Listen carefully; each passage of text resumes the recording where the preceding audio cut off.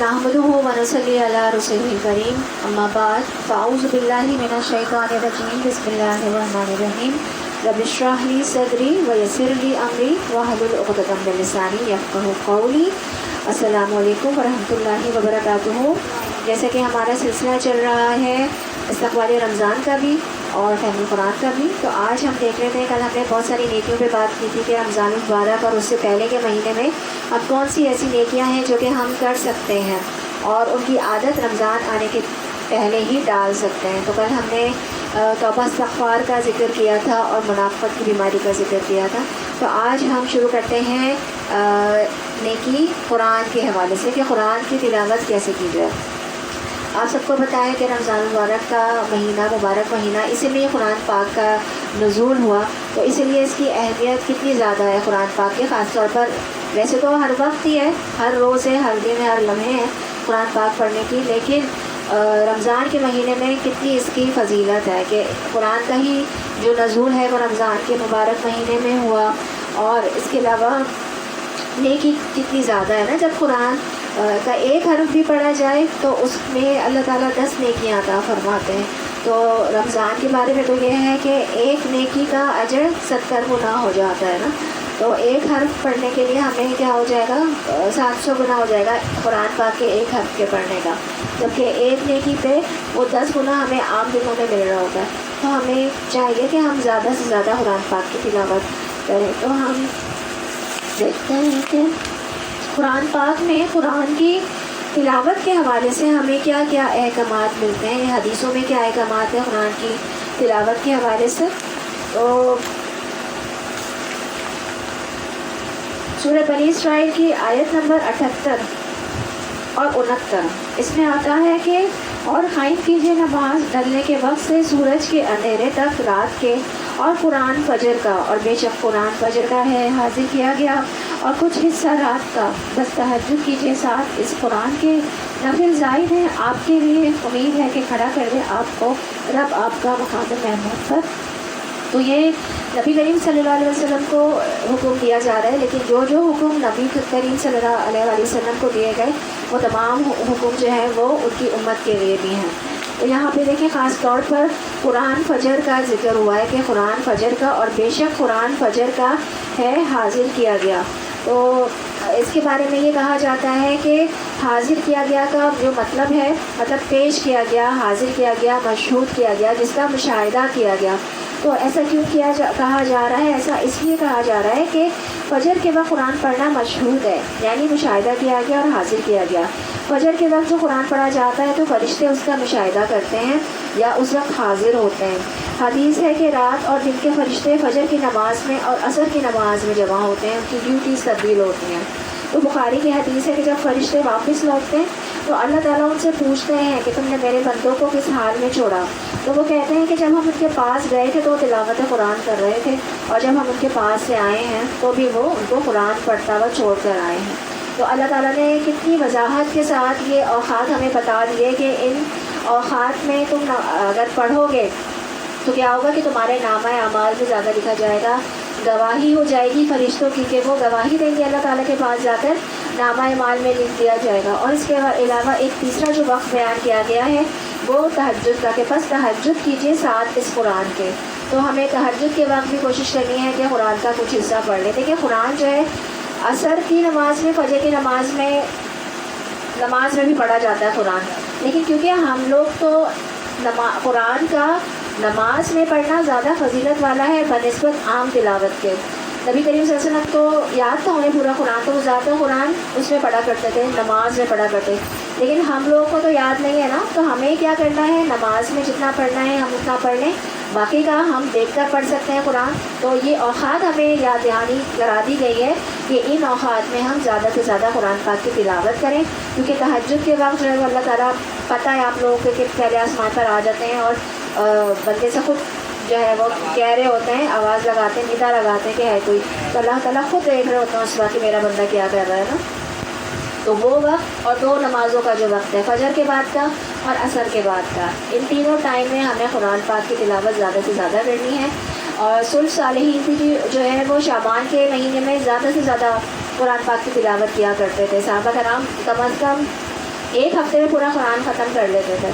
تو قرآن کے بارے میں یہ بھی ہے کہ قرآن کو پورے اس کا حق دو. حق میں 3 چیزیں آتی ہیں. نمبر 1 تجوید سے پڑھنا, اس کے سارے قواعد کو مد نظر رکھتے ہوئے اور کوئی حرام غلطی نہ ہو اس میں. الفاظ جو حروف ہیں اس کی پوری ادائیگی ہو, صحیح طریقے سے پڑھنا, ٹھہر ٹھہر کر پڑھنا, خوش الحانی سے پڑھنا, اس طرح پڑھنا کہ اللہ تعالیٰ اس کے پڑھنے سے خوش ہو جائے ہم سے.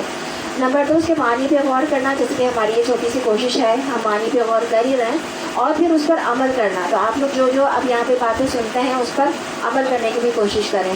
تو یہ 3 چیزیں آتی ہیں قرآن کی تلاوت کے حوالے سے.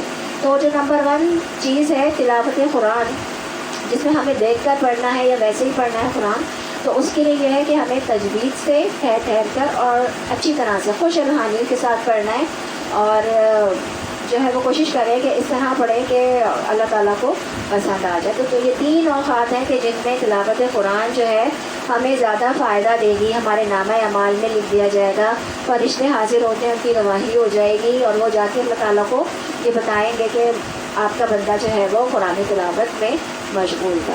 تو ہمیں چاہیے کہ ابھی سے ہم اپنے آپ کو ان 3 اوقات میں کوشش کرنے کے پابند کریں کہ زیادہ سے زیادہ قرآن پاک کی تلاوت کریں.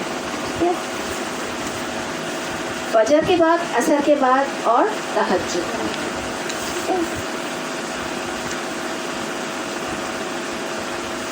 اب ہم دیکھتے ہیں ایک برائی, ایک وہ برائی یا وہ اعمال جو کہ ہمارے نیکیوں کو ضائع کرنے والے. کل ہم نے 8 اعمال کے بارے میں پڑھا تھا نا. کون کون سے 8 اعمال تھے جو کہ ہمارے نیکیوں کو ضائع کر دیتے ہیں؟ ایمان کے منافی, غیبت, حسد, نیکیوں پر اترانا, نیت صحیح نہیں ہونا, دکھاوے کی نیت ہونا, بدعات اور منافقت ہو گئی, اور دکھاوے کی نیت سے کرنا. اور اگر ہمارے گناہ جو ہے نا وہ نیکیوں سے زیادہ ہو جائیں, اگر ہمارے گناہ, ہم نیکیاں کرتے جا رہے ہیں لیکن ساتھ ساتھ ہم گناہ بھی اتنے زیادہ کرتے جا رہے ہیں اور گناہ زیادہ ہو گئے, تب بھی ہماری نیکیاں ضائع ہو جائیں گی نا. تو ان میں سے آج کل ہم نے منافقت کے بارے میں بات کی تھی, اور آج ہم جو ہے وہ بات کرتے ہیں غیبت کے بارے میں. تو غیبت کے بارے میں سورہ حجرات کی آیت نمبر 12 میں اس کا بہت تفصیل سے اللہ تعالیٰ نے ذکر فرمایا ہے. اللہ تعالیٰ فرماتے ہیں سورہ حجرات کی آیت نمبر 12 میں, یا ایھا الذین آمنوا اجتنبوا کثیرا من الظن ان بعض الظن اثم ولا تجسسوا ولا یغتب بعضکم بعضا ایحب احدکم ان یأکل لحم اخیہ میتا فکرہتموہ واتقوا اللہ ان اللہ تواب الرحیم. اے لوگوں جو ایمان لائے ہو, اجتناب کرو, بچو بہت زیادہ گمان کرنے سے, بے شک بعض گمان گناہ ہے, اور نہ تم تجسس کرو اور نہ غیبت کرے بعض تمہارے بعض کی. کیا پسند کرتا ہے تم میں سے کوئی ایک کہ وہ کھائے گوشت اپنے بھائی مردہ کا؟ بس تم ناپسند کرتے ہو اسے, اور ڈرو اللہ سے, بے شک اللہ بہت توبہ قبول کرنے والا اور نہایت رحم کرنے والا ہے. تو کتنا صاف اور واضح حکم موجود ہے آیت میں قرآن پاک کی. یاد کر لیجیے سورۃ الحجرات کی آیت نمبر 12 میں یہ بہت واضح حکم ہے کہ غیبت نہیں کرو. تم میں سے کوئی ایک اپنے کسی دوسرے بھائی کی غیبت نہیں کرے. اور کس کے برابر ہے کہ کیا تمہیں یہ پسند ہے کہ تم میں سے کوئی اپنے مردار بھائی کا گوشت کھائے؟ کیا ہم یہ بات پسند کریں گے؟ مطلب یہ بات اتنی کراہیت والی ہے کہ اللہ تعالیٰ نے اس کی مثال اس سے دی ہے کہ اس کا مطلب یہ ہے کہ تم جو ہو اپنے مردہ بھائی کا گوشت کھانا چاہو. مردار سے کتنی ہمیں وہ ہوتی ہے نا, اور مردہ بھائی کا گوشت کھانا کتنی کراہیت والی بات ہے. تو غیبت کا معاملہ بالکل ایسا ہی ہے. اس کے مثال دی ہے اللہ تعالیٰ نے اس کی کہ تاکہ کراہیت پیدا ہو اور لوگ اس سے نفرت کریں. اب غیبت کی ہم وہ دیکھ لیتے ہیں کہ کیوں ہے, اس کی اتنی زیادہ ہمیں منع کیوں فرمایا گیا ہے. دیکھیے صحیح مسلم کی روایت ہے کہ ہر مسلمان پر دوسرے مسلمان کا خون, اس کی عزت اور اس کا مال حرام ہے. اس کا مال بھی حرام ہے, اس کا خون بھی حرام ہے, اور اس کی عزت بھی حرام ہے. غیبت کرنے سے کیا ہوتا ہے؟ ہم جس کی بھی غیبت کرتے ہیں اس کی عزت میں کمی واقع ہوتی ہے نا, اس کی بے عزتی ہوتی ہے. دیکھیے غیبت یہ ہے کہ کسی کے اندر وہ برائی موجود ہے تو وہ غیبت ہے, اور اگر اس کے اندر وہ برائی موجود نہیں ہے تو پھر تو وہ بہتان کہلائے گا. بہتان لگا دیا پھر آپ نے, وہ تو پھر اور اس سے بڑی چیز ہو گئی. ٹھیک ہے, تو فرق ہے غیبت میں اور بہتان میں. حدیث میں آتا ہے کہ غیبت کرنا کبیرہ گناہوں میں سے ہے. ایک اور حدیث میں ہے کہ کبیرہ گناہوں میں سے ایک یہ ہے کہ کسی مسلمان بھائی کی عزت آبرو کو بدنام کیا جائے۔ نبی کریم صلی اللہ علیہ وآلہ وسلم نے فرمایا، صحیح مسلم کی روایت ہے، کیا تم جانتے ہو کہ اللہ کے نزدیک سب سے بڑا سود کیا ہے؟ کسی مسلمان کی عزت و آبرو پر کیچڑ ڈالنا اور اس کو حلال سمجھنا۔ ہم جانتے ہیں، بوجھتے ہیں کہ غیبت کرنا حرام ہے، کبیرہ گناہ ہے، لیکن پھر بھی ہم بہت انجوائے کرتے ہیں، اس کو بڑے مزے لے لے کر ہم غیبت کر رہے ہوتے ہیں۔ اس کا نقصان کیا ہوتا ہے؟ ایک تو اس کا نقصان یہ ہوتا ہے کہ اس شخص جس کی غیبت کی گئی ہے اس کی عزت میں کمی واقع ہو جاتی ہے۔ دوسرا نقصان یہ ہوتا ہے کہ آپس میں جھگڑے وغیرہ بھی ہوتا ہے، شر پھیلتا ہے، فساد پھیلتا ہے۔ اگر ہم نے دو بھائیوں کے درمیان ایک کی غیبت دوسرے سے کر دی تو شر اور فساد پھیلے گا۔ میاں بیوی کے درمیان اگر کر دی تو رشتوں کو توڑنے والی چیز بھی ہے نا یہ۔ تو اسی چیز کو اگر کوئی فساد کروانے کے لیے کرتا ہے تو وہ چغل خوری بن جاتی ہے۔ غیبت کو اگر فساد کروانے کے لیے کیا جائے گا جان بوجھ کر تو وہ چغل خوری کہلاتی ہے۔ تو چغل خور کے بارے میں ہے کہ چغل خور جنت میں داخل نہیں ہوگا۔ اور ہم کتنے آرام سے، اتنے دیندار لوگ اتنے آرام سے یہ کام کر رہے ہوتے ہیں۔ حدیث میں ہے کہ اللہ کے غیر بندے وہ ہیں کہ جن پر نظر پڑے تو اللہ یاد آ جائے۔ اللہ کے بہتر بندے وہ ہیں کہ جن پر نظر پڑے تو اللہ یاد آ جائے، اور اللہ کے بدترین بندے وہ ہیں کہ جو چغلی کھاتے ہیں، دوستوں کے درمیان پھوٹ ڈالتے ہیں، بے گناہوں کو دشواریوں میں ڈالنا چاہتے ہیں۔ ایک اور حدیث ہے کہ رسول اللہ صلی اللہ علیہ وآلہ وسلم کا گزر دو خبروں سے ہوا۔ آپ صلی اللہ علیہ وسلم نے فرمایا کہ ان دونوں کو عذاب ہو رہا ہے۔ یہ بخاری مسلم کی متفق علیہ حدیث ہے۔ ایک چغل خوری کرتا تھا اور دوسرا پیشاب کی چیزوں سے نہیں بچتا تھا۔ تو غیبت کو زنا سے بھی بدتر گناہ قرار دیا گیا ہے، کیونکہ غیبت کے اثرات بہت شدید ہیں اور بہت زیادہ پھیلتے ہیں۔ گناہ جو زنا ہے اس کے تو محدود اثرات ہوتے ہیں، لیکن غیبت کے بہت زیادہ، کیونکہ فساد پھیلنے کا بہت زیادہ خدشہ ہوتا ہے۔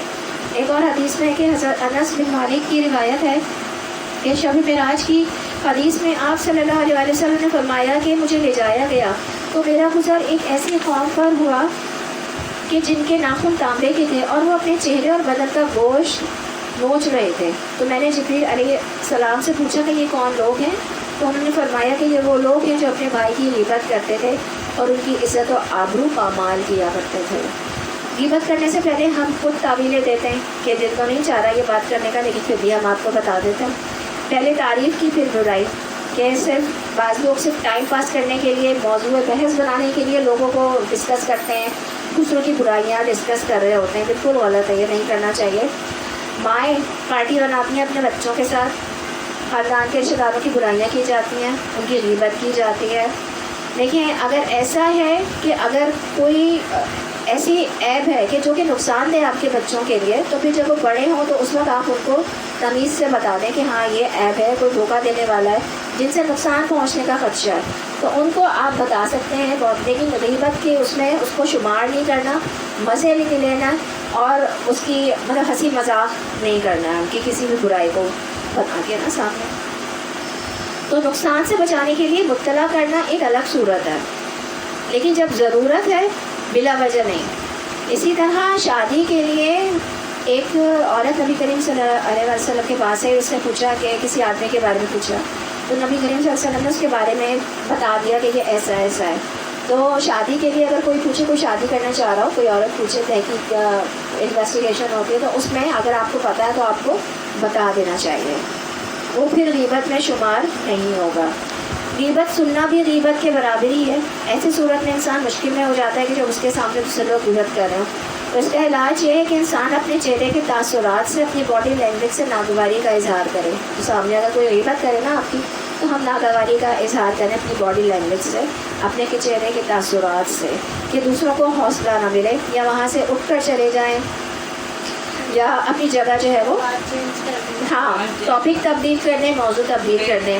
اس کے ساتھ ساتھ یہ بھی کیا جا سکتا ہے کہ آپ اس کی تعریف بیان کریں۔ اگر آپ اس شخص کو جانتے ہیں تو آپ فوراً اس کی تعریف بیان کریں، اس کی کوئی خوبی بیان کریں، تاکہ اس کے بھی دل میں اگر کوئی حسد ہے، کیونکہ بیسیکلی جو غیبت کی ریزن ہوتی ہے نا، وہ حسد ہی ہوتا ہے، کہ دل میں حسد ہوتا ہے، یا تکبر ہوتا ہے، یا کوئی بری ایلیمنٹ ہوتا ہے ہمارے دل میں جس کی وجہ سے ہم غیبت کر رہے ہوتے ہیں کسی کی نا۔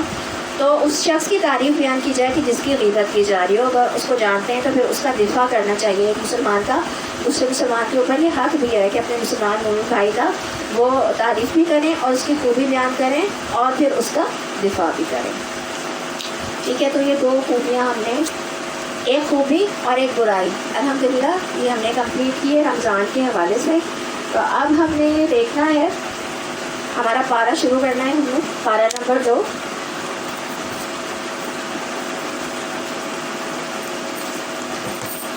سیخول کے نام سے.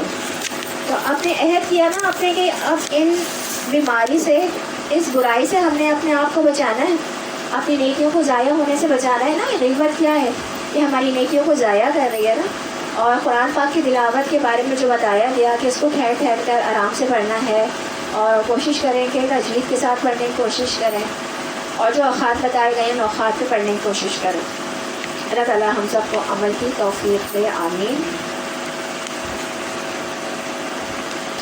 سبحان اللہ و بحمدہ عدد خلقہ ورضا نفسہ وزینۃ عرشہ ومداد کلماتہ.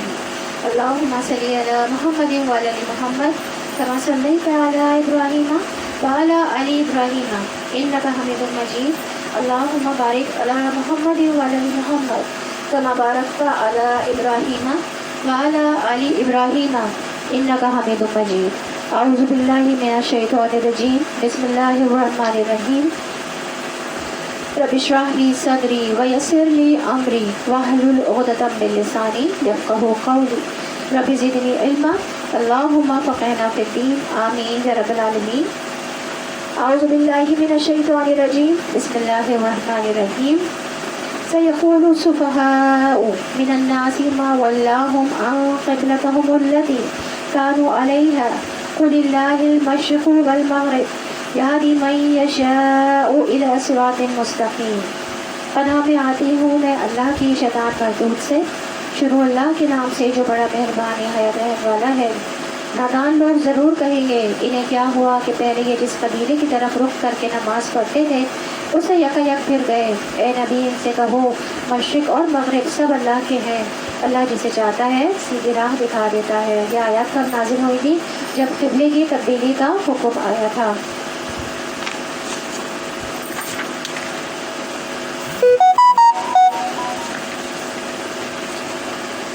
یعنی جو مسلمان امت کے پاس علم ہے, عبادت میں اصل چیز کیا ہے کہ ہمارے اقوال اور افعال میں اللہ تعالیٰ کی اطاعت ہو. مشرق و مغرب کی طرف منہ کر کے نماز پڑھنا اصل بات نہیں, اصل چیز اللہ تعالیٰ کی فرما برداری ہے. جس طرف وہ حکم دے اس طرف رخ کرنا اصل کرنے کا کام ہے.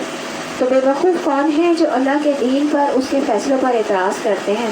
اس آیت سے ہمارے لیے سیکھنے کی بات کیا ہے کہ جب لوگ اللہ تعالیٰ کے فیصلوں پر اعتراض کرتے ہیں تو عین ممکن ہے کہ صحیح بات کہنے کے باوجود آپ پر بھی لوگ اعتراض کریں, ہمارا بھی مذاق اڑائیں, ہمیں بھی مجنون کہا جائے. تو ایسے میں لوگوں کی باتوں کی ہمیں پرواہ نہیں کرنی ہے, بلکہ ہمیں یہ دیکھنا ہے کہ جو طرز عمل ہم نے اختیار کیا ہے کیا وہ بذات خود درست ہے, کیا اللہ کے حکم اور پسند کے مطابق ہے. اگر ایسا ہے تو قطعاً پرواہ نہیں کریں, اس لیے کہ اللہ تعالیٰ کے حکم اور نبی صلی اللہ علیہ وآلہ وسلم کی احادیث پر اعتراض کرنے والا ناسمجھ ہے. کامیابی یہی ہے کہ انسان صحیح سمت اختیار کرے اور اسی کی طرف چلتا رہے, چاہے قدم بہ قدم چلتا رہے یا دوڑ لگا دے. اصل چیز ہے اللہ تعالیٰ کی رضا کو پانا. تو جو شخص لوگوں کی باتوں سے بے نیاز ہو کر نیکی کا کام کرتا ہے وہی نیکی پر استقامت اختیار کرتا ہے. عقل مند وہی ہے جو رب کے احکامات کو تسلیم کر لیتا ہے. قرآن کی آیات یا نبی صلی اللہ علیہ وآلہ وسلم کی احادیث پر اگر کوئی اعتراض کرتا ہے تو اصل میں وہ خود ناسمجھ ہے. کیا ناسمجھ کی بات کو اہمیت دی جائے گی یا اللہ رب العزت کی بات کے مقابلے میں؟ ہرگز نہیں. تو یہاں پہ ہوا کیا تھا کہ قبلے کی تبدیلی کا نماز کے دوران ہی حکم آ گیا تھا. تو بہت سارے لوگوں نے تو نبی کریم صلی اللہ علیہ وسلم کا ساتھ دیا تھا اور بہت سارے لوگوں نے کیا تھا کہ اعتراض کیا تھا. تو اسی بات کا جواب دیا جا رہا ہے کہ اللہ تعالیٰ کا جو بھی حکم جس وقت اور جس حالت میں بھی آئے وہ ہمیں قبول کرنا ہے. اور اسی طرح تو ہم نے تم مسلمانوں کو ایک امت وسط بنایا ہے تاکہ تم دنیا کے لوگوں پر گواہ ہو اور رسول تم پر گواہ ہو. پہلے جس طرح تم رخ کرتے تھے اور اس کو تو ہم نے صرف یہ دیکھنے کے لیے قبلہ مقرر کیا تھا کہ کون رسول کی پیروی کرتا ہے اور کون الٹا پھر جاتا ہے. یہ معاملہ تھا تو بڑا سخت, مگر ان لوگوں کے لیے کچھ بھی سخت نہ ثابت ہوا جو اللہ کی ہدایت سے فیضیاب تھے. اللہ تمہارے اس سامان کو ہرگز ضائع نہ کرے گا یقین جانو کہ وہ لوگوں کے حق میں نہایت شفیق ہے۔ تو یعنی جو مسلمان امت کے پاس علم ہے، اس کی بنا پر اس کو باقی سب لوگوں کے معاملات پر ایک ایسی نظر رکھنی ہے کہ کیا صحیح ہے اور کیا نہیں۔ روز قیامت امت محمد صلی اللہ علیہ وسلم کی گواہی ہوگی۔ زندگی میں بھی حالات کی تبدیلی امتحان ہوتا ہے، کبھی خوشحالی ہے، کبھی بدحالی ہے، کبھی صحت ہے تو کبھی بیماری ہے، کبھی فراغت ہے تو کبھی مشغولیت ہے۔ تو مومن کی ساری زندگی امتحان ہے۔ الذی خلق الموت والحیات لیبلوکم ایکم احسن عملا وہو العزیز الغفور، جس نے موت اور حیات کو اس لیے پیدا کیا کہ تمہیں آزمائے کہ تم میں اچھے کون کام کرتا ہے، اور وہ غالب اور بخشنے والا ہے۔ دیکھا یہ جائے گا کہ حالات کیسے بھی ہوں، لیکن احسن عمل کون کرتا ہے؟ کرنے کا کام کیا ہے؟ احسن عمل ہے، چاہے حالات کیسے بھی ہوں۔ احسن عمل کی دو بڑی شرائط ہیں، ایک اخلاص نیت ہے اور دوسرا نبی کریم صلی اللہ علیہ وسلم کی پیروی۔ تو یہاں پہ امتحان یہ تھا کہ آپ صلی اللہ علیہ وسلم نے اللہ کے حکم سے قبلے کا رخ موڑ لیا، تو بغیر سوال کیے کون آپ صلی اللہ علیہ وسلم کی پیروی کرتا ہے؟ تبدیلی انسان کی طبیعت پر گرا گزرتی ہے، جگہ کام وقت میں تبدیلی انسان کو مشکل لگتی ہے، لیکن اصل عبادت کی روح تو یہی ہے کہ جب تبدیلی کے لیے کہا جائے تو اس وقت تبدیل ہو جاؤ۔ تو یہاں پہ ایمان سے کا ذکر کیا گیا ہے، تو ایمان سے مراد نماز ہی ہے۔ لوگوں کے دل میں خیال پیدا ہوا کہ جو نمازیں دوسرے قبلے کی طرف ہم نے رخ کر کے پڑھی تھی تو وہ ضائع تو نہیں ہو گئی، تو انہیں بتایا جا رہا ہے کہ اللہ تعالیٰ نے ان نمازوں کو بھی قبول کر لیا، کیونکہ وہ بھی اللہ کے حکم کے تابع ہی تھی۔ تو اللہ اپنے بندوں پر سب سے بڑھ کر، یہاں تک کہ ماں سے بھی بڑھ کر رحم کرنے والا ہے، دنیا و آخرت پر رحم کرنے والا ہے، بندوں کے لیے ہدایت کی راہیں کھولنے والا ہے، اور بندوں کے دنیاوی امور میں آسانی پیدا کرنے والا ہے۔ اے نبی صلی اللہ علیہ وسلم، یہ تمہارے منہ کا بار بار آسمان کی طرف اٹھنا ہم دیکھ رہے ہیں، لو ہم اسی قبلے کی طرف تمہیں پھیرے دیتے ہیں جیسے تم پسند کرتے ہو۔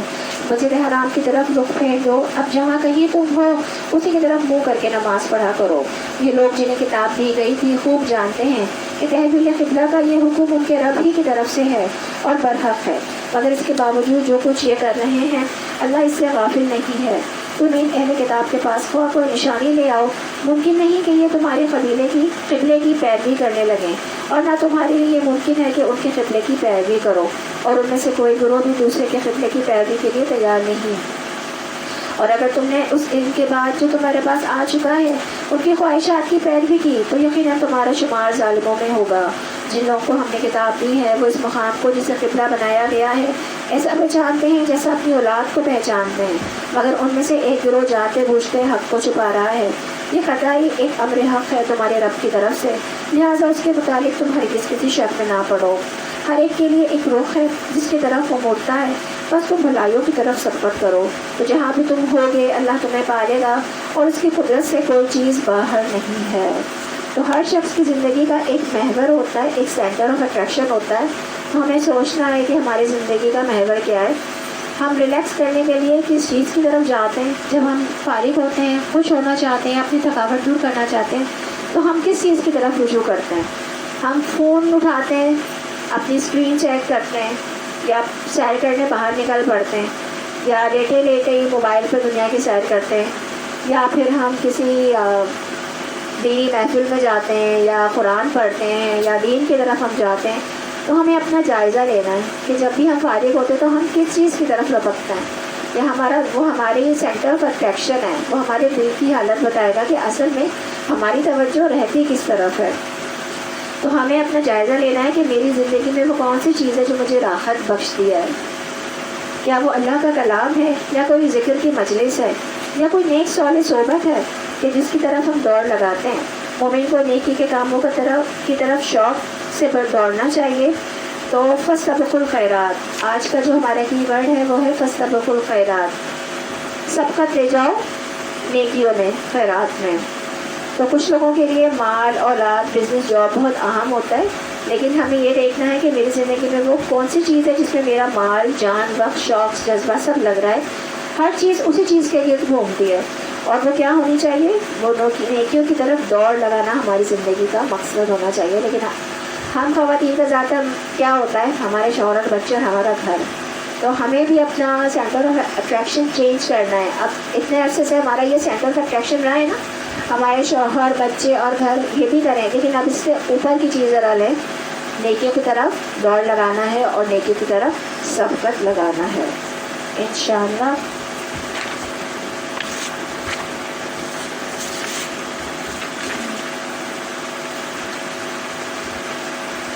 تمہارا گزر جس مقام سے بھی ہو وہیں سے اپنا رخ نماز کے وقت مسجد حرام کی طرف پھیر دو، کیونکہ یہ تمہارے رب کا بالکل برحق فیصلہ ہے اور اللہ تم لوگوں کے اعمال سے بے خبر نہیں ہے. تو اس میں علماء کا اتفاق ہے کہ فرض نماز کے وقت قبلے کی طرف رخ کرنا لازم ہے، اس کے بغیر نماز نہیں ہوتی. تو جو اللہ سے ڈرے گا وہ اللہ کی طرف راغب ہوگا، جو اللہ کی طرف راغب ہوگا وہ اس کے احکامات کی بھی پابندی کرے گا. تو اس پر اللہ اپنی نعمت تمام کر دے گا، اس کو اپنی طرف آنے کا راستہ ہدایت دکھائے گا. تو یاد رکھیے اللہ کی خشیت علم والوں کا شعار ہوتی ہے. اللہ کی خشیت انبیاء کی صفت ہے. الذین یبلغون رسالۃ اللہ ویخشونہ ولا یخشون احدا الا اللہ. یہ سب ایسے تھے کہ اللہ تعالیٰ کے احکام پہنچایا کرتے تھے اور اللہ ہی سے ڈرتے تھے اور اللہ کے سوا کسی سے نہیں ڈرتے تھے. فرشتوں کی بھی یہی صفت ہے، وہم من خشیتہ مشفقون، اور وہ خود ہیبت الہی سے لرزاں و ترساں ہیں. اور متقین کی صفت ہے الذین یخشون ربہم بالغیب وہم من الساعۃ مشفقون. وہ لوگ جو اپنے رب سے دن دیکھے خوف کھاتے ہیں اور قیامت کے تصور سے کانپتے رہتے ہیں. ایمان والوں کو لوگوں سے ڈرنے کی بجائے اللہ سے ڈرتے ہوئے صرف اسی کی اطاعت کرتے رہنا چاہیے. مثلا نماز کا وقت آ گیا ہے تو لوگوں سے نہیں ڈریں، جہاں وقت آ گیا پڑھ لیں، چاہے پبلک پلیس ہی کیوں نہ ہو. حجاب کرنے یا حلال مال کمانے کی بات ہو، حق بیان بات کرنے کی بات ہو، اللہ کی طرف رجوع کریں، لوگوں سے نہیں ڈرنا. رسول اللہ صلی اللہ علیہ وسلم نے فرمایا 3 چیزیں نجات دینے والی ہیں، جن میں سے ایک چھپے اور ظاہر میں اللہ کی خشیت، یعنی سب کے سامنے بھی اور تنہائی میں بھی. حدیث میں آتا ہے کہ وہ آدمی آگ میں داخل نہ ہوگا جو اللہ کے ڈر سے رویا یہاں تک کہ دودھ پھل میں واپس چلا جائے، یعنی لازماً آگ سے بچ جائے گا انشاءاللہ، کیونکہ اللہ کا ڈر نجات کا ذریعہ ہے. اور جہاں سے بھی تمہارا گزر ہو اپنا رخ مسجد حرام ہی کی طرف پھیر دیا کرو، اور جہاں بھی تم ہو اسی کی طرف منہ کر کے نماز پڑھو تاکہ لوگوں کو تمہارے خلاف کوئی حجت نہ ملے. ہاں ان میں سے جو ظالم ہے ان کی زبان کسی حال میں بند نہ ہوگی، تو تم ان سے نہ ڈرو بلکہ مجھ سے ڈرو، اور اس لیے کہ میں تم پر اپنی نعمت پوری کر دوں، اور اس توقع پر کہ میرے اس حکم کی پیروی سے تم اسی طرح فلاح کا راستہ پاؤ گے جس طرح تمہیں اس چیز سے فلاح نصیب ہوئی کہ ہم نے تمہارے درمیان خود تم میں سے ایک رسول بھیجا جو تمہیں ہماری آیات سناتا ہے، تمہاری زندگیوں کو سنوارتا ہے، تمہیں کتاب اور حکمت کی تعلیم دیتا ہے، اور تمہیں وہ باتیں سکھاتا ہے جو تم نہ جانتے تھے. لہٰذا تم مجھے یاد رکھو، میں تمہیں یاد رکھوں گا، اور میرا شکر ادا کرو، کفران نعمت نہ کرو. اللہ تعالیٰ نے مومنوں کی ہدایت کے لیے ایک رول ماڈل بھیجا ہے ہمارے نبی کریم صلی اللہ علیہ وسلم کی صورت میں. اور وہ نبی کیا کام کرتے ہیں؟ تلاوت قرآن کیا نبی کریم نے، تزکیہ کیا، ہمارے دلوں کی صفائی کی، ہمیں طہارت کے اصول بتائے، ہمیں کتاب کی تعلیم دی، قرآن پاک کی تعلیم دی، حکمت کی تعلیم دی. اب ہم نے جیسے کہ آپ دیکھیں حکمت جو ہے نا وہ یہ ہوتا ہے کہ اب جیسے کہ میں نے ایک حکم کا ذکر کیا نا کہ قرآن پاک کی تعلیم جو ہے، قرآن پاک کی جو تلاوت ہے وہ 3 اوقات میں ہے. تو قرآن پاک سے ثابت ہو گیا نا، یہ قرآن کی آیت میں یہ لکھا ہوا ہے کہ یہ ہے. تو اب آپ دیکھیے کہ اب اس سے پہلے آپ لوگوں کو یہ بات پتہ تھی، مطلب پتہ ہی ہوگی، کچھ لوگوں کو پتہ ہوگی، کچھ کو نہیں پتہ ہوگی، لیکن یہ کہ اب ہم فوکس کریں گے نا اس میں. تو یہ عقل کی بات ہے کہ ہمیں پتہ ہو یہ بات کہ ان اوقات میں زیادہ ہے، نیکی کرنا جو ہے ان اوقات میں زیادہ فائدہ مند ہے ہمارے لیے.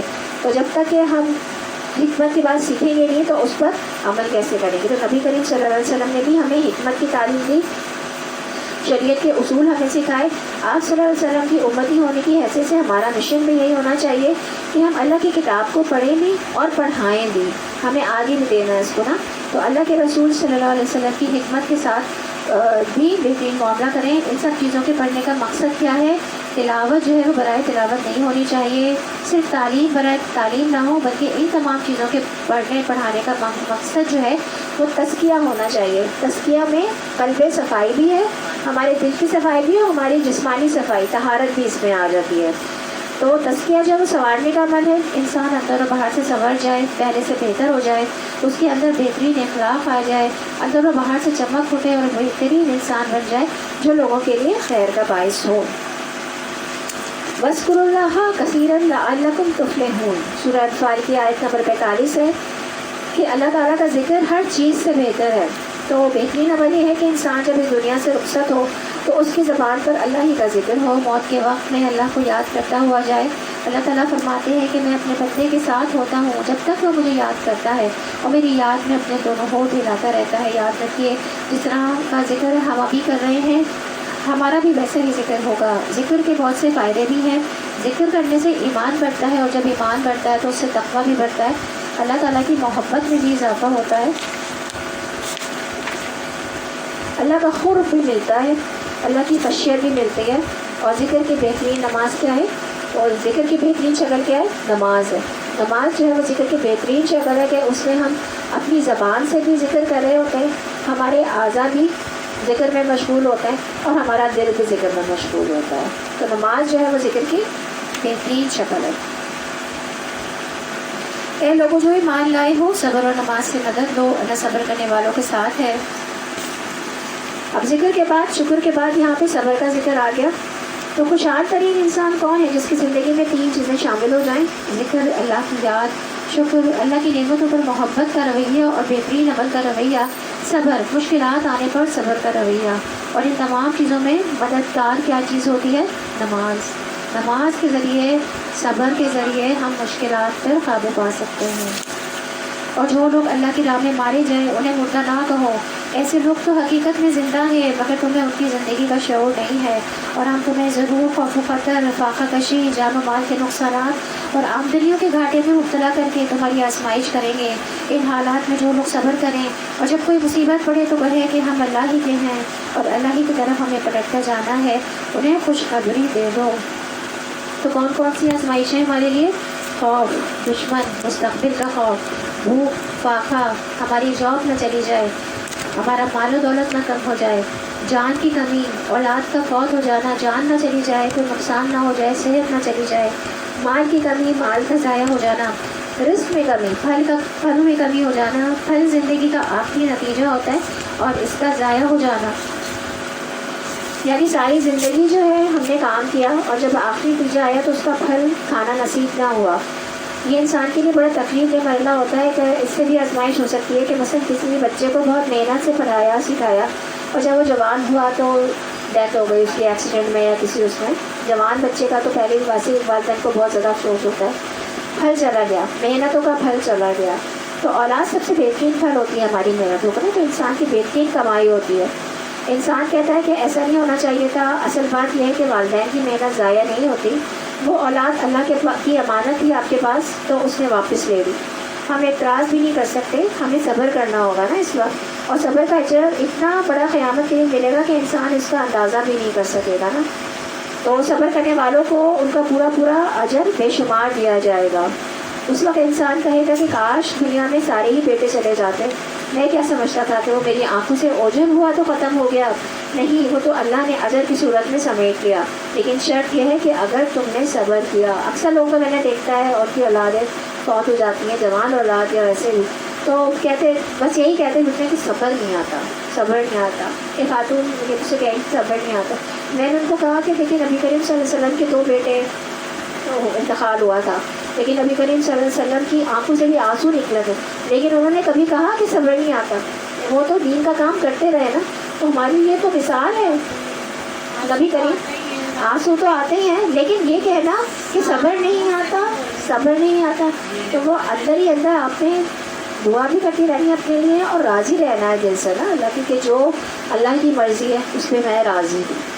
نبی کریم صلی اللہ علیہ وسلم تو دین کا بھی کام کرتے رہے، اور لوگوں کو یہ بھی ہم نے کہتے ہوئے سنا ہے کہ ہمیں صبر نہیں آتا، اولاد کا صبر نہیں آتا، حالانکہ ایسا نہیں کہنا چاہیے۔ ہمارے سامنے تو نبی کریم صلی اللہ علیہ وسلم کی اتنی بڑی مثال موجود ہے نا کہ ان سے لوگوں نے پوچھا کہ نبی کریم صلی اللہ علیہ وسلم آپ بھی رو رہے ہیں؟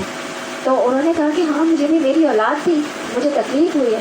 آنکھوں سے آنسو کا نکلنا یہ کوئی غلط بات نہیں ہے، لیکن منہ سے کہنا وہ غلط ہے، اور کہتے رہنا پھر بعد میں کہ صبر ہی نہیں آتا، یہ غلط رویہ ہے۔ تو یاد رکھیے کہ ہر انسان کی آزمائش ہوتی ہے، ہر ایک کسی نہ کسی چیز سے آزمایا جاتا ہے۔ جیسے موسیٰ جو ہے وہ خوف کا شکار ہوئی اپنے بیٹے کو دریا میں بہا کر، موسیٰ کی آزمائش اپنے بچے کو دریا میں بہا کر ہوئی نا، اور موسیٰ علیہ السلام بنی اسرائیل کو لے کر نکلے تو قوم پیچھے فرعونیوں کے آنے سے ڈرنے لگے، ان کے لیے آزمائش بن گئی۔ تو صبر کا بڑا اجر ہے، خوشخبری ہے خیر کثیر ہے، بے حساب اجر ملتا ہے اور مغفرت بھی ہے۔ تو صبر کا اظہار کیسے ہوگا؟ صبر کا اظہار رویہ اور باتوں سے ہوگا۔ ابھی میں نے کہا نا باتوں میں نہیں اظہار کریں، آنسو نکل سکتے ہیں آپ کے جس وقت وہ ایونٹ ہوا ہے، جس وقت وہ انسیڈنٹ ہوا ہے اس وقت تو ڈیفینیٹلی آنسو نکلیں گے، لیکن اس کا اظہار ہمیں اپنی باتوں سے اور رویے سے کرنا ہے، ٹھیک ہے؟ تو مصیبت آنے پر یا مصیبت کی یاد آنے پر سب سے پہلا جملہ جو منہ سے نکلنا چاہیے وہ کیا ہونا چاہیے؟ انا للہ و انا الیہ راجعون۔ جب انسان آخرت کو یاد کر لیتا ہے تو مصیبت ہلکی ہو جاتی ہے۔ تو بیٹا چلا گیا تو ہم بھی جانے والے ہیں، ہر کسی نے جانا ہے نا یہاں سے۔ تو جن لوگوں نے آخرت اور واپسی کے سفر کو یاد کیا ان کے لیے مصیبتیں آسان ہو گئیں۔ اللہ تعالیٰ اس دعا کے پڑھنے والے کو دنیا میں بھی بہترین نعمت فضل عطا کرتے ہیں۔ اگر کسی کا چھوٹا بچہ فوت ہو جائے تو اللہ تعالیٰ فرشتوں سے پوچھتے ہیں کہ تم نے میرے بندے کے بیٹے کی روح قبض کر لی؟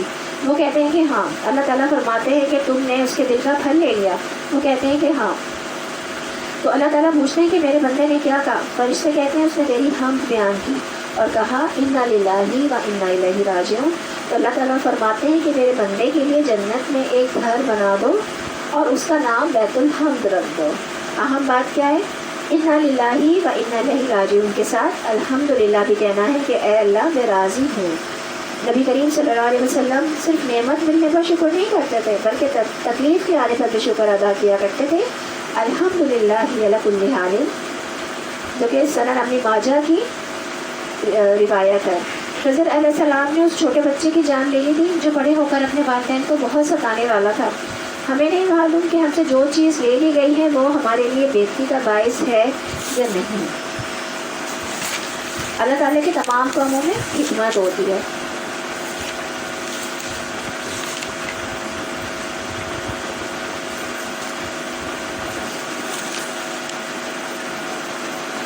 ان پر ان کے رب کی طرف سے بڑی عنایات ہوں گی، اس کی رحمت ان کا سایہ کرے گی، اور ایسے ہی لوگ راست رو ہیں۔ یقیناً صفا اور مروہ اللہ کی نشانیوں میں سے ہیں، لہٰذا جو شخص بیت اللہ کا حج یا عمرہ کرے اس کے لیے کوئی گناہ کی بات نہیں کہ وہ ان دونوں پہاڑیوں کے درمیان صحیح کر لے، اور جو برضا اور رغبت کوئی بھلائی کا کام کرے اللہ کو اس کا علم ہے اور وہ اس کی قدر کرنے والا ہے۔ تو صبر کی عظیم ترین مثال ہمارے سامنے ہے۔ حضرت حاجرہ رضی اللہ عنہا اللہ کے حکم سے صبر کرتے ہوئے تنہا اس جگہ پر صبر کے ساتھ زندگی گزار رہی تھی، خوشی خوشی وہ دن کاٹے انہوں نے۔ آج کل ہم سنگل مدرس کو دیکھیں، ہم کی زندگی کتنی مشکل ہو جاتی ہے نا، صرف یہ سوچ سوچ کر کہ ہمارے ساتھ یہ کیوں ہو گیا اور یہ کیا ہو گیا۔ تو کسی بھی پر بھی ایسا مشکل وقت آ سکتا ہے، تو وہ حضرت حاجرہ کی کہانی کو یاد کریں نا کہ انہوں نے کتنا مشکل وقت گزارا، بچے کی کیسے تربیت کی انہوں نے۔ آج کی مائیں ہر وقت یہ روتی رہتی ہیں اور باپ یہ بھی شکایت ہوتی ہے کہ باپ جو ہے وہ تربیت میں کوئی حصہ نہیں لیتے ہیں، تو سارا کچھ ہمیں ہی کرنا پڑتا ہے یا ہمیں ہی سمجھانا ہوتا ہے۔ تو سمجھنے کی بات ہے کہ سارا اجر بھی تو ماں کے لیے ہے نا، پھر جنت ماں کے قدموں تلے ہے نا کہ نہیں ہے۔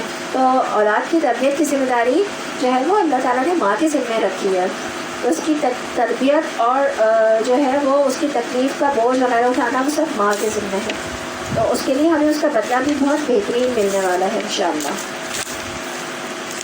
یاد رکھیے ہر چیز اللہ کی حکمت سے کے تحت ہوتی ہے، اس کی کوئی نہ کوئی وجہ ہوتی ہے۔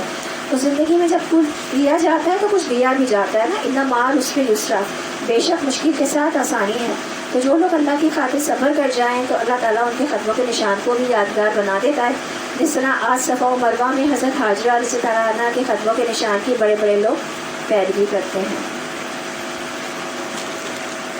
جو لوگ ہماری نازل کی ہوئی روشن تعلیمات اور ہدایت کو چھپاتے ہیں، حالانکہ ہم انہیں سب انسانوں کی رہنمائی کے لیے اپنی کتاب میں بیان کر چکے ہیں۔ یقین جانو کہ اللہ بھی ان پر لعنت کرتا ہے اور تمام لعنت کرنے والے بھی ان پر لعنت بھیجتے ہیں۔ البتہ جو اس روش سے باز آ جائیں اور اپنے طرز عمل کی اصلاح کر لیں اور جو کچھ چھپاتے تھے اسے بیان کرنے لگیں، ان کو میں معاف کر دوں گا، اور میں بڑا درگزر کرنے والا ہوں اور نہایت رحم کرنے والا ہوں۔ جن لوگوں نے کفر کا رویہ اختیار کیا اور کفر کی حالت ہی میں جان دی، ان پر اللہ اور فرشتوں تمام انسانوں کی لعنت ہے۔ اسی لعنت زندگی کی حالت میں وہ ہمیشہ رہیں گے، نہ ان کی سزا میں تخفیف ہوگی اور نہ پھر انہیں کوئی دوسری مہلت دی جائے گی۔ تمہارا خدا ایک ہی خدا ہے، اس رحمان اور رحیم کے سوا کوئی اور خدا نہیں ہے۔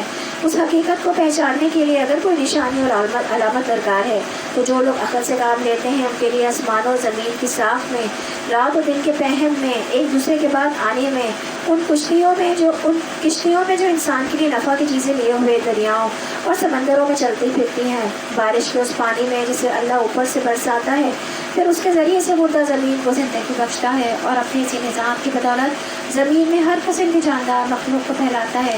ہواؤں کی گردش میں، ان بادلوں میں جو آسمان و زمین کے درمیان تابع فرما بن کر رکھے گئے ہیں، بے شمار نشانیاں ہیں۔ کتنی نشانیاں اللہ تعالیٰ کی گنائیں نہیں نا؟ تو اگر کسی کو یقین نہیں بھی آتا تو اللہ تعالیٰ کی کم از کم ان آیات کو، ان کونی آیات کو دیکھے، غور کرے کہ کوئی کو ہے نا جو اس پورے نظام کائنات کو چلا رہا ہے، اتنی بڑی بڑی چیزیں ہو رہی ہیں، کہاں سے ہو رہی ہیں؟ تو خدا کو نہ ماننے والے جو ہیں ان کو دیکھنا چاہیے، اور جو مسلمان ہیں جنہوں نے کلمہ پڑھا ہے ان کو بھی چاہیے، مومنین کو بھی چاہیے کہ اللہ کی ان آیات پر غور و فکر کیا کرے۔ مگر وحدت خداوندی پر دلالت کرنے والے ان کھلے کھلے آثار کے ہوتے ہوئے بھی کچھ لوگ ایسے ہیں جو اللہ کے سوا دوسروں کو اس کا ہمسر اور مد مقابل بناتے ہیں، یعنی کہ شریک کرتے ہیں۔ تو اتنے بڑے نظام کائنات کا چلانے والا کون ہے؟ اللہ ہے، اس کے ساتھ کوئی بھی شریک نہیں ہے نا، کوئی بھی شریک نہیں ہو سکتا۔ اور ان کے ایسے گرویدہ ہیں جیسی اللہ کے ساتھ گرویدگی ہونی چاہیے۔ حالانکہ ایمان رکھنے والے لوگ سب سے بڑھ کر اللہ کو محبوب رکھتے ہیں۔ کاش کہ جو کچھ عذاب کو دیکھ کر انہیں سوچنے والا ہے وہ آج ہی ان ظالموں کو سوچ جائے کہ ساری طاقتیں اور سارے اختیارات اللہ ہی کے قبضے میں ہیں، اور یہ کہ اللہ سزا دینے میں بھی بہت زیادہ سخت ہے۔ اللہ تعالیٰ کیا ہے؟ سزا دینے میں بہت زیادہ سخت ہے۔ تو مخلوق کی محبت، چاہے وہ آسمان و زمین کی ہو، چاہے کسی انسان کی ہو یا چاہے کسی بت کی ہو، اگر وہ محبت حد سے بڑھ جائے اور یا اللہ کی محبت سے زیادہ ہو جائے نا تو شرک فی البہتان محبت میں شامل ہو جاتی ہے۔ تو ہمیں اس سے بھی بچنے کی ضرورت ہے۔ ایون یہ کہ یہ بھی کہا جاتا ہے کہ اگر والدین سے بھی آپ نے اتنی محبت کر لی نا جو کہ اگر اللہ کی محبت سے بڑھ جائے تو وہ بھی شرک میں شامل ہو جاتا ہے۔ ہمیں اپنے دلوں کا جائزہ لینا ہے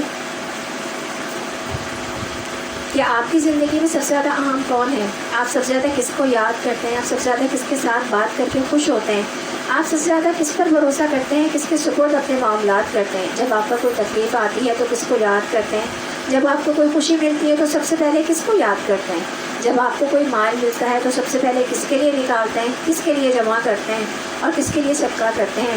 جس کے لیے سب کچھ کرتے ہیں تو وہی تو آپ کا محبوب ہے اور وہی آپ کا محبوب اور معبود ہے۔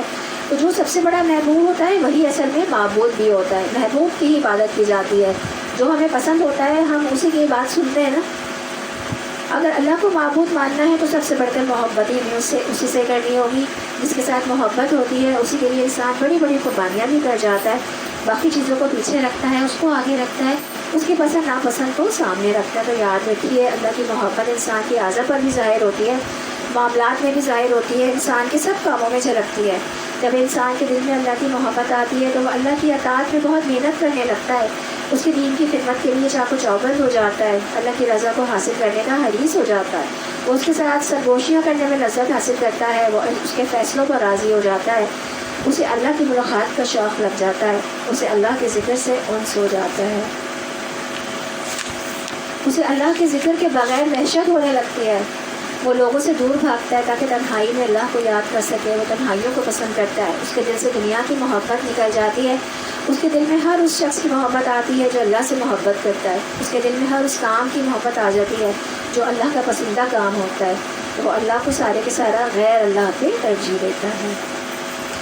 جب وہ سزا دے گا اس وقت کیفیت یہ ہوگی کہ وہی پیشوا اور رہنما جن کی دنیا میں پیروی کی گئی تھی اپنے پیروں سے بے تعلقی ظاہر کریں گے مگر سزا پا کر رہیں گے، اور ان کے سارے اسباب وسائل کا سلسلہ کٹ جائے گا، اور وہ لوگ جو دنیا میں اس کی پیروی کرتے تھے کہیں گے کہ کاش ہم کو پھر ایک موقع دیا جاتا، تو جس طرح آج یہ ہم سے بیزاری کا اظہار کر رہے ہیں ہم ان سے بیزار ہو کر دکھا دیتے، یوں اللہ ان لوگوں کے وہ اعمال جو یہ دنیا میں کر رہے ہیں ان کے سامنے اس طرح لائے گا کہ یہ حسرتوں اور پشیمانیوں کے ساتھ ہاتھ ملتے رہ جائیں گے مگر آگ سے نکلنے کی کوئی راہ نہ پائیں گے۔ شرک کرنے والوں کے بارے میں کہا گیا ہے کہ جن کو وہ شریک کرتے تھے تو قیامت میں ان کو ان کے ساتھ لا کے کھڑا کر دیا جائے گا، اور آگ میں وہ نکلنا بھی چاہیں گے جہنم کی آگ سے، لیکن وہ نکل نہیں سکیں گے۔ لوگوں زمین میں جو حلال اور پاک چیزیں ہیں انہیں کھاؤ، اور شیطان کے بتائے ہوئے راستوں پر نہ چلو، وہ تمہارا خدا دشمن ہے۔ کھانے پینے کی بات آ گئی کہ حلال کھانا ہے اور پاک کھانا ہے۔ تو کھانے کے 2 اصول ہیں. نمبر 1 تو حلال کھانا ہو اور دوسرا پاک یا طیب ہو. طیب میں 2 چیزیں آتی ہیں، ایک تو عمدہ ہو، دیکھنے میں بھی صاف ستھرا ہو اور خوش ذائقہ بھی ہو، لذیذ بھی ہو اور اچھی خوشبو بھی ہو، دیکھنے اس کی پریزنٹیشن بھی اچھی ہو، صاف ستھرا بھی ہو. تو ہمارا دین کیسے کھانے کی ترغیب ہمیں دے رہا ہے؟ حلال کھانے کی اور طیب کھانے کی ترغیب دے رہا ہے.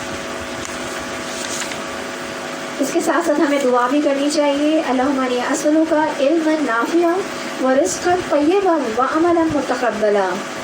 یہ دعا جو ہے وہ نماز فجر کے بعد ہر مسلمان کو چاہیے کہ پڑھیں. اللہم انی اسألک، اللہم اے اللہ، انی بے شک میں، اسألک میں سوال کرتا ہوں آپ سے، علما نافعا، نافع علم کا، یہ جو ہم علم حاصل کر رہے ہیں یہ ہمارے لیے نفع مند ثابت ہو. ورزقا طیبا، پاکیزہ رزق کا، وعملا متقبل، اور قبول ہونے والے عمل کا. ہم نے بات کی نا تینوں چیزوں کے بارے میں، ہم نے بات کی. ہم نے کل قبول ہونے والے عمل کی بات کی، آج ہم نے طیب رزق کی بات کی اور علم نافع کی بات کی. اس دعا کو یاد کر لیجیے، نماز فجر کے بعد اس کو ضرور پڑھا کیجیے. کس کس کو یاد ہے یہ دعا؟ پڑھتی ہیں کس کس کو یاد ہے؟ اب آپ نے یاد کرنی ہے اس کو، ٹھیک ہے؟ ہاں، یہ ایاک نستعین جو کتاب ہے نا، اس میں یہ موجود ہے. یہ کتاب ہے کسی کے پاس؟ کس کس کے پاس نہیں ہے؟ آپ کے پاس نہیں ہے؟ آپ کے پاس بھی نہیں ہے، ٹھیک ہے. یہ کتاب میں آپ کو لا کے دوں گی، ٹھیک ہے. اس میں ساری دعائیں موجود ہیں، اس میں یہ دعا بھی موجود ہے. آپ لوگ ضرور اس کو یاد کر لیجیے گا اور نماز فجر کے بعد اس کو ضرور پڑھا کریں.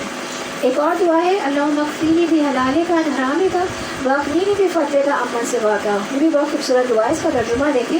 اے اللہ، اکفینی بحلالک، میری کفایت کر دے اپنے حلال کے ساتھ، ان حرامک اور حرام سے بچا لے، واغنینی بفضلک ان عمن سواک، اور میرے لیے تو کافی ہو جا، اور میرے لیے واغنینی بفضلک عمن سواک، اور مجھے بے نیاز کر دے ساتھ اپنے فضل کے اپنے سوا. مطلب میں صرف تجھ سے بے نیاز نہیں ہوں تاکہ تمام لوگوں سے بے نیاز ہو جاؤں. تو مطلب میں صرف تجھی سے مانگوں. تو اگر ہم سمجھ کر دعائیں پڑھیں گے تو ان پر عمل بھی کر سکیں گے نا. تو یہ حلال پاک طیب کھانوں کی دعا ہے، اور یہ ہر انسان کو چاہیے کہ صبح میں اور یا جس وقت بھی جائیں تو ان دعاؤں کو ہمیں پڑھتے رہنا چاہیے. تمہیں بدی اور فحش کا حکم دیتا ہے. اور شیطان کے بارے میں بات ہو رہی ہے. تمہیں بدی اور فحش کا حکم دیتا ہے اور یہ سکھاتا ہے کہ تم اللہ کے نام پر وہ باتیں کرو جن کے متعلق تمہیں علم نہیں ہے کہ وہ اللہ نے فرمائی ہیں. ان سے جب کہا جاتا ہے کہ اللہ نے جو احکام نازل کیے ہیں ان کی پیروی کرو، تو جواب دیتے ہیں کہ ہم تو اسی طریقے کی پیروی کریں گے جس پر ہم نے اپنے باپ دادوں کو پایا ہے.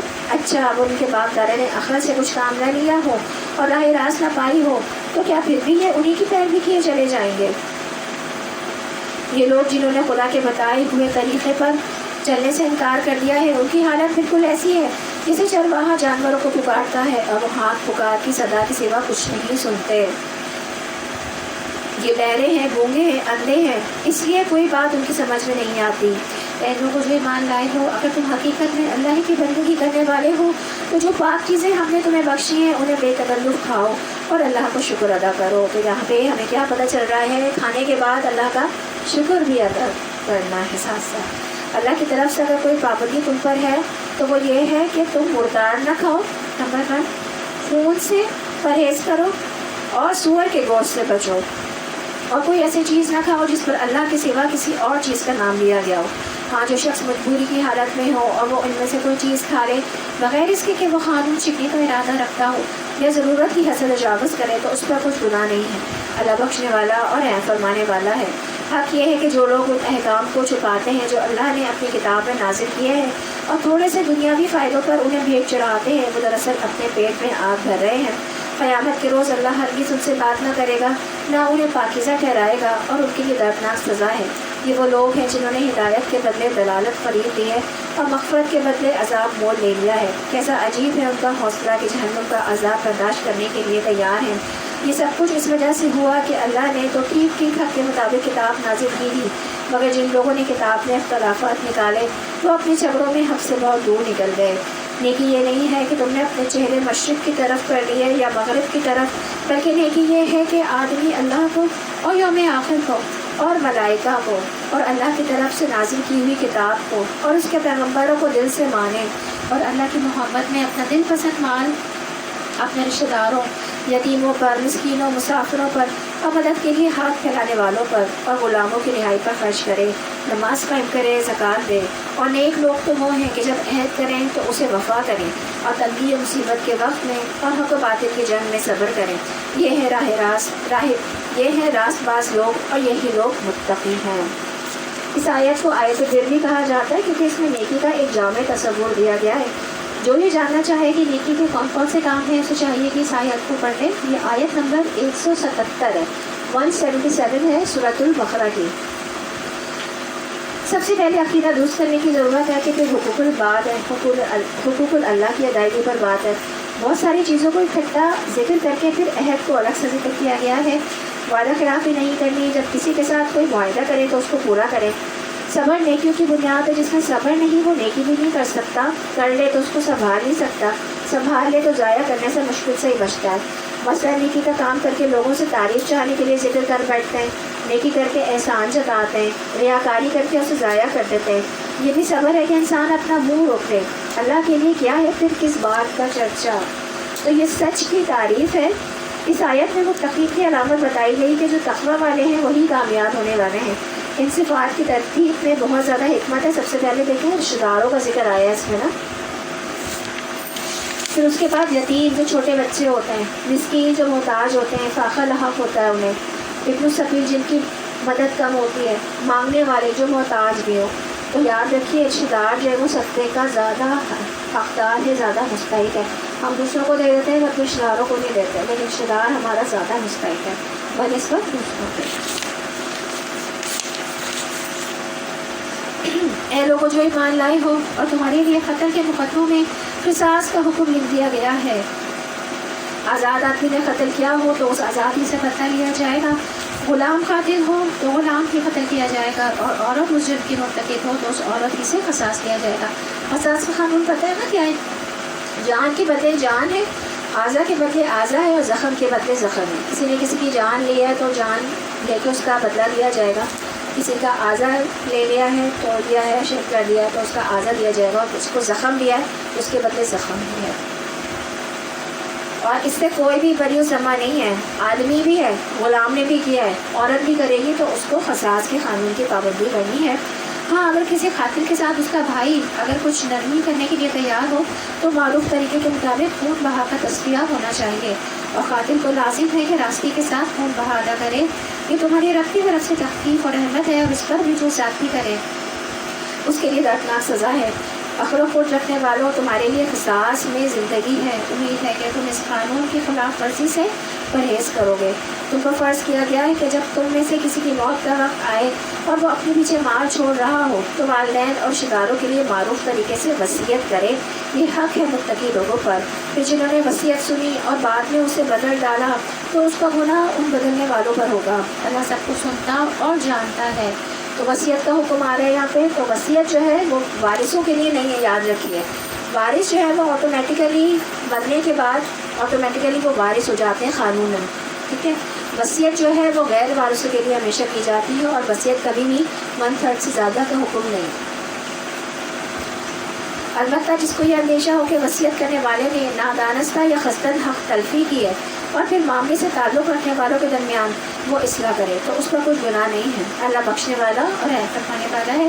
اے لوگوں جو ایمان لائے ہو، تم پر روزے فرض کر لیے گئے جس طرح تم سے پہلے انبیاء کے پیرووں پہ فرض کیے گئے تھے۔ ان سے توقع ہے کہ تم میں تقویٰ کی صرف پیدا ہوگی۔ تو یہاں پہ روزے کی فرضیت ہمیں پتہ چل رہی ہے کہ روزہ ایک کفایت کرنے والی عبادت ہے، فرض عبادت ہے۔ حضرت ابو ذر رضی اللہ عنہ نے آپ صلی اللہ علیہ وسلم سے پوچھا کہ روزہ کیا ہے؟ تو آپ صلی اللہ علیہ وسلم نے فرمایا، اے ابو ذر، یہ ایک ایسا فرض ہے جو آخرت میں کفایت کرنے والا ہے، یہ منفرد عمل ہے، خیر کا دروازہ ہے، اور جنت میں جب جائیں گے روزے دار تو ایک خاص نام ہوگا دروازے سے، باب ریان کے نام سے، باب ریان کے نام سے داخل ہوں گے۔ جو ایمان اور ثواب کی امید سے روزے رکھے اس کے اگلے پچھلے تمام گناہ معاف کر دیے جاتے ہیں۔ روزے کا اجر اللہ تعالیٰ نے کہا ہے کہ میں خود دوں گا۔ روزے کو اللہ نے اپنے لیے خاص کیا ہے۔ روزہ تقویٰ پیدا کرنے میں بہت اہم کردار ادا کرتا ہے، اور جس میں تقویٰ آ جاتا ہے اس کے سارے کام آسان ہو جاتے ہیں۔ اللہ تعالیٰ اس کے سارے کام آسان کر دیتا ہے۔ تو یاد رکھیے روزے سے تقویٰ اور تقویٰ سے کیا ہے ہمارے لیے آسانی ہی آسانی ہے۔ جب مقررہ دنوں کے روزے ہیں، اگر تم میں سے کوئی بیمار ہو یا سفر پر ہو تو دوسرے دنوں میں اپنی تعداد پوری کر لے، اور جو لوگ روزہ رکھنے کی قدرت رکھتے ہوں پھر نہ رکھیں تو پھر فدیہ دیں۔ ایک روزے کا فدیہ ایک مسکین کو کھانا کھلانا ہے، اور جو اپنی خوشی سے کچھ زیادہ بھلائی کرے تو اسی کے لیے بہتر۔ فار ایگزامپل آپ نے سحری کھلا دی، سحری کے لیے دے دیا، اگر آپ افطاری کے لیے بھی دے دیں گے، احسان کریں گے تو یہ اللہ تعالیٰ اور خوش ہو جائے گے، کیونکہ اللہ تعالیٰ محسنین سے محبت رکھتے ہیں۔ ہاں، ایک وقت کا کھانا ہے، نہیں ایک وقت کا کھانا ہے، مسکین کو کھانا کھلانا ہے۔ ایک روزے کا فدیہ ایک مسکین کو کھانا کھلانا ہے۔ اگر تم سمجھو تو تمہارے حق میں یہی اچھا ہے کہ روزہ رکھو۔ رمضان وہ مہینہ ہے جس میں قرآن نازل کیا گیا، اور جو انسانوں کے لیے سراسر ہدایت ہے اور ایسی واضح تعلیمات پر مشتمل ہے جو راہ راست دکھانے والی اور حق و باطل کا فرق کھول کر رکھ دینے والی ہیں۔ لہٰذا اب سے جو شخص اس مہینہ کو پائے اس کے لازم ہے کہ اس پورے مہینے کے روزے رکھے، اور جو مریض ہو یا سفر پر ہو تو وہ دوسرے دنوں میں بھی روزوں کی تعداد پوری کرے۔ اللہ تمہارے ساتھ نرمی چاہتا ہے، سختی کرنا نہیں چاہتا، اس لیے یہ طریقہ تمہیں بتایا جا رہا ہے تاکہ تم روزوں کی تعداد پوری کر سکو، اور جس ہدایت سے اللہ نے تمہیں سرفراز کیا ہے اس پر اللہ کی کبریائی کا اظہار کرو، اعتراف کرو اور اس کے شکر گزار بنو۔ اور اے نبی، میرے بندے اگر تم سے میرے متعلق پوچھیں تو انہیں بتا دو کہ میں ان سے قریب ہی ہوں، پکارنے والا جب مجھے پکارتا ہے تو اس کی پکار سنتا ہوں اور جواب دیتا ہوں۔ لہٰذا انہیں چاہیے کہ میری دعوت پر لبیک کہیں اور مجھ پر ایمان لائیں۔ یہ بات تم انہیں سنا دو کہ شاید وہ راہ راست پالے۔ دعا کی اہمیت پر بات کی جا رہی ہے یہاں پہ۔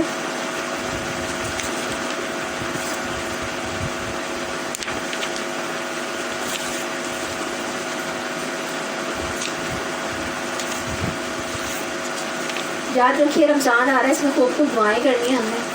3 آدمیوں کی دعا رد نہیں ہوتی، ان میں سے ایک روزے دار ہے، یہاں تک کہ وہ روزہ افطار کر لے، مطلب اپنے روزہ جب سے شروع آئے اور روزہ افطار کرنے سے پہلے دعا کر لے۔ رمضان کے ہر دن اور ہر رات میں دعائیں قبول ہوتی ہیں۔ دعاؤں کی ہمیں لسٹ بنا لینی چاہیے، اپنی پریشانیوں کو لکھیں اور ایک ایک کا ذکر کر کے اللہ تعالیٰ سے دعا مانگیں۔ رسول اللہ صلی اللہ علیہ وسلم نے فرمایا، بے شک رمضان کے ہر دن اور ہر رات اللہ تعالیٰ کی طرف سے کچھ لوگوں کو جہنم سے نجات ملتی ہے، تو اللہ تعالیٰ ہمیں بھی اس میں شامل کر لے، آمین۔ اور ہر دن اور رات میں مسلمان کی ایک دعا ایسی ضرور ہوتی ہے جو کہ قبول ہوتی ہے۔ تمہارے لیے روزوں کے زمانے میں راتوں کو اپنی بیویوں کے پاس جانا حلال کر دیا گیا ہے، وہ تمہارے لیے لباس ہے اور تم ان کا لباس ہو۔ اللہ کو معلوم ہو گیا کہ تم لوگ چپکے چپکے اپنے آپ سے خیانت کر رہے تھے، مگر اس نے تمہارا قصور معاف کر دیا اور تم سے درگزر فرمایا۔ اب تم اپنی بیویوں کے ساتھ شاباشی کرو اور جو لطف اللہ نے تمہارے لیے جائز کر دیا ہے اسے حاصل کرو۔ نیز راتوں کو کھاؤ پیو یہاں تک کہ جب تم سیاہی شب کی دھاری سے سفیدہ صبح کی دھاری نمایاں نظر آ جائے، تب یہ سب کام چھوڑ کر رات تک اپنا پورا روزہ کرو۔ اور جب تم مسجدوں میں متکف ہو تو بیویوں سے مباشرت نہ کرو، یہ اللہ کی باندھی ہوئی حدیں ہیں، اور ان کے خریدنا پھٹکنا۔ اس طرح اللہ اپنے احکام لوگوں کے لیے بصراحت بیان کرتا ہے، توقع ہے کہ وہ غلط رویے سے بچیں گے۔ یعنی کہ رمضان روزے کی حالت میں ہمیں مباشرت سے منع کیا گیا ہے، لیکن روزہ جب ختم ہو جاتا ہے اس وقت جائز کر دیا گیا ہے اس چیز کو۔ اس کے علاوہ اعتکاف میں منع ہے، اعتکاف کی حالت میں بھی یہ چیز جائز نہیں ہے۔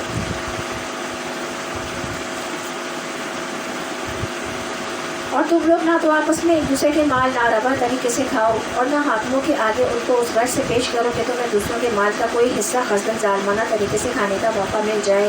اے نبی صلی اللہ علیہ وسلم، لوگ تم سے چاند کی بڑھتی صورتوں کے متعلق پوچھتے ہیں، کہو کہ یہ لوگوں کے لیے تاریخوں کی تعین کی اور حج کی علامتیں ہیں۔ نیز ان سے کہو کہ یہ کوئی نیکی کا کام نہیں ہے کہ تم اپنے گھروں میں پیچھے کی طرف سے داخل ہوتے ہو۔ نیکی تو اصل میں یہ ہے کہ آدمی اللہ کی ناراضی سے بچے، لہٰذا تم اپنے گھروں میں دروازے ہی سے آیا کرو، البتہ اللہ سے ڈرتے رہو، شاید کہ تمہیں فلاح نصیب ہو جائے۔ تو چاند جو ہے اللہ تعالیٰ کی بہت بڑی نشانیوں میں سے ایک بڑی نشانی، اس طرح ہم دوسری نشانیوں کا ذکر کرتے ہیں، سورج، ستارے، آسمان، زمین، اس طرح سے چاند بھی جو ہے نا وہ اللہ کی ایک بہت بڑی نشانی ہے۔ چاند کے ذریعے ہمارا کیا ہمیں فائدہ دیتا ہے؟ چاند تاریخ کا پتہ چلتا ہے، ہماری عبادت کا تعین ہوتا ہے، ہمارے روزے کب آئیں گے، مہینہ اسلامی مہینہ کب شروع ہوگا، ہماری عبادات کا پتہ چلتا ہے، محرم کب آیا، روزے کب آئے، ایام بیس کے روزے کب رکھنے ہیں، اس سے پتہ چلتا ہے کہ اللہ تعالیٰ نے ہمارے لیے دین کو کتنا آسان کیا ہے۔ اور یہ چاند کا جو گھٹنا بڑھنا ہے ہمارے لیے ایک ابدی کیلنڈر ہے۔ یاد رکھیے کہ یہ جو ہجری تاریخ جو ہے نا، ہجری کا جو کیلنڈر ہے اس کی بات کی جا رہی ہے۔ اور تم اللہ کی راہ میں ان لوگوں سے لڑو جو تم سے لڑتے ہیں، مگر زیادتی نہ کرو کہ اللہ زیادتی کرنے والوں کو پسند نہیں کرتا۔ ان سے لڑو جہاں بھی تمہارا ان سے مقابلہ پیش آئے، اور انہیں نکالو جہاں سے انہوں نے تم کو نکالا ہے، اس لیے کہ قتل اگرچہ برا ہے مگر فتنہ اس سے بھی زیادہ برا ہے۔ اور مسجد حرام کے قریب جب تک کہ وہ تم سے نہ لڑیں تم بھی نہ لڑو، مگر جب وہ وہاں لڑنے سے نہ چکے تو تم بھی بے تکلف انہیں مارو کہ ایسے کافروں کی یہی سزا ہے۔ پھر اگر وہ باز آ جائے تو جان لو کہ اللہ معاف کرنے والا اور رحم فرمانے والا ہے۔ تم ان سے لڑتے رہو یہاں تک کہ فتنہ باقی نہ رہے، وکیل اللہ کے نیے ہو جائے۔ پھر اگر وہ باز آ جائے تو سمجھ لو کہ ظالموں کے سوا اور کسی پر دست درازی روا نہیں ہے۔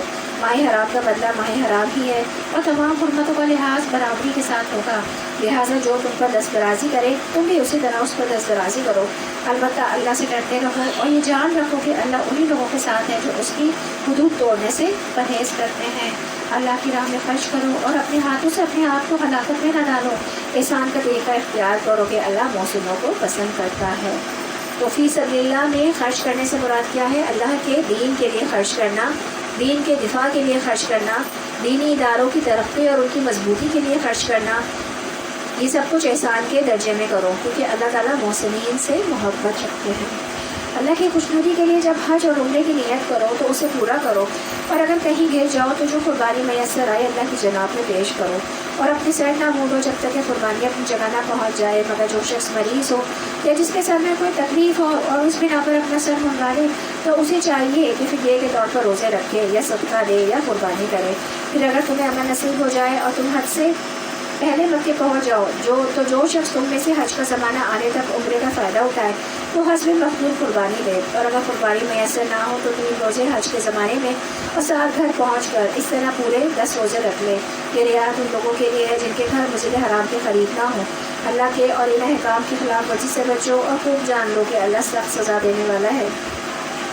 حج کے مہینے سب کو معلوم ہے، جو شخص ان مقررہ مہینوں میں حج کی نیت کرے اسے خبردار رہنا چاہیے کہ حج کے دوران میں اسے کوئی شہوانی فعل، کوئی بدامنی، کوئی لڑائی جھگڑے کی بات سرزد نہ ہو، اور جو نیک کام تم کرو گے وہ اللہ کے علم میں ہوگا۔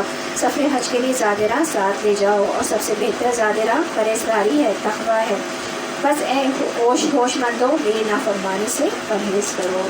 تو حج کا سفر جو ہے وہ خوب نیکیوں کا سفر ہوتا ہے، اس کے بعد علماء کہتے ہیں کہ جب مکے میں داخل ہو تو قرآن ختم کیے ہوئے بغیر نہ نکلے وہاں سے، اس لیے جب بھی حج عمرے کے لیے جائیں تو اس طرح کے ٹارگیٹس ہمیں پہلے سے سیٹ کر لینے چاہیے۔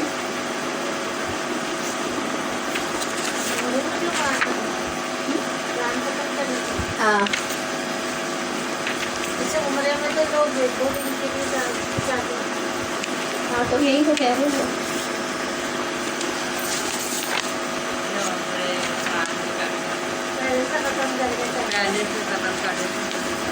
اللہ تعالیٰ کے نزدیک سب سے اہم وہ ہے جس کا تقویٰ زیادہ ہے اور اسی کا حج زیادہ بہترین ہے۔ تو حج کے موقع پر سب زیادہ فکر ہمیں اپنے گناہوں کی معافی کی ہونی چاہیے، اور اگر حج کے ساتھ ساتھ تم اپنے رب کا فضل بھی تلاش کرتے جاؤ تو اس میں کوئی مذائقہ نہیں ہے۔ پھر جب عرفات سے چلو تو مشعر حرام مزدلفہ کے پاس ٹھہر کر اللہ کو یاد کرو، اور اس سمے یاد کرو جس کی ہدایت اس نے تمہیں کی ہے، ورنہ اس سے پہلے تو تم لوگ بھٹکے ہوئے تھے۔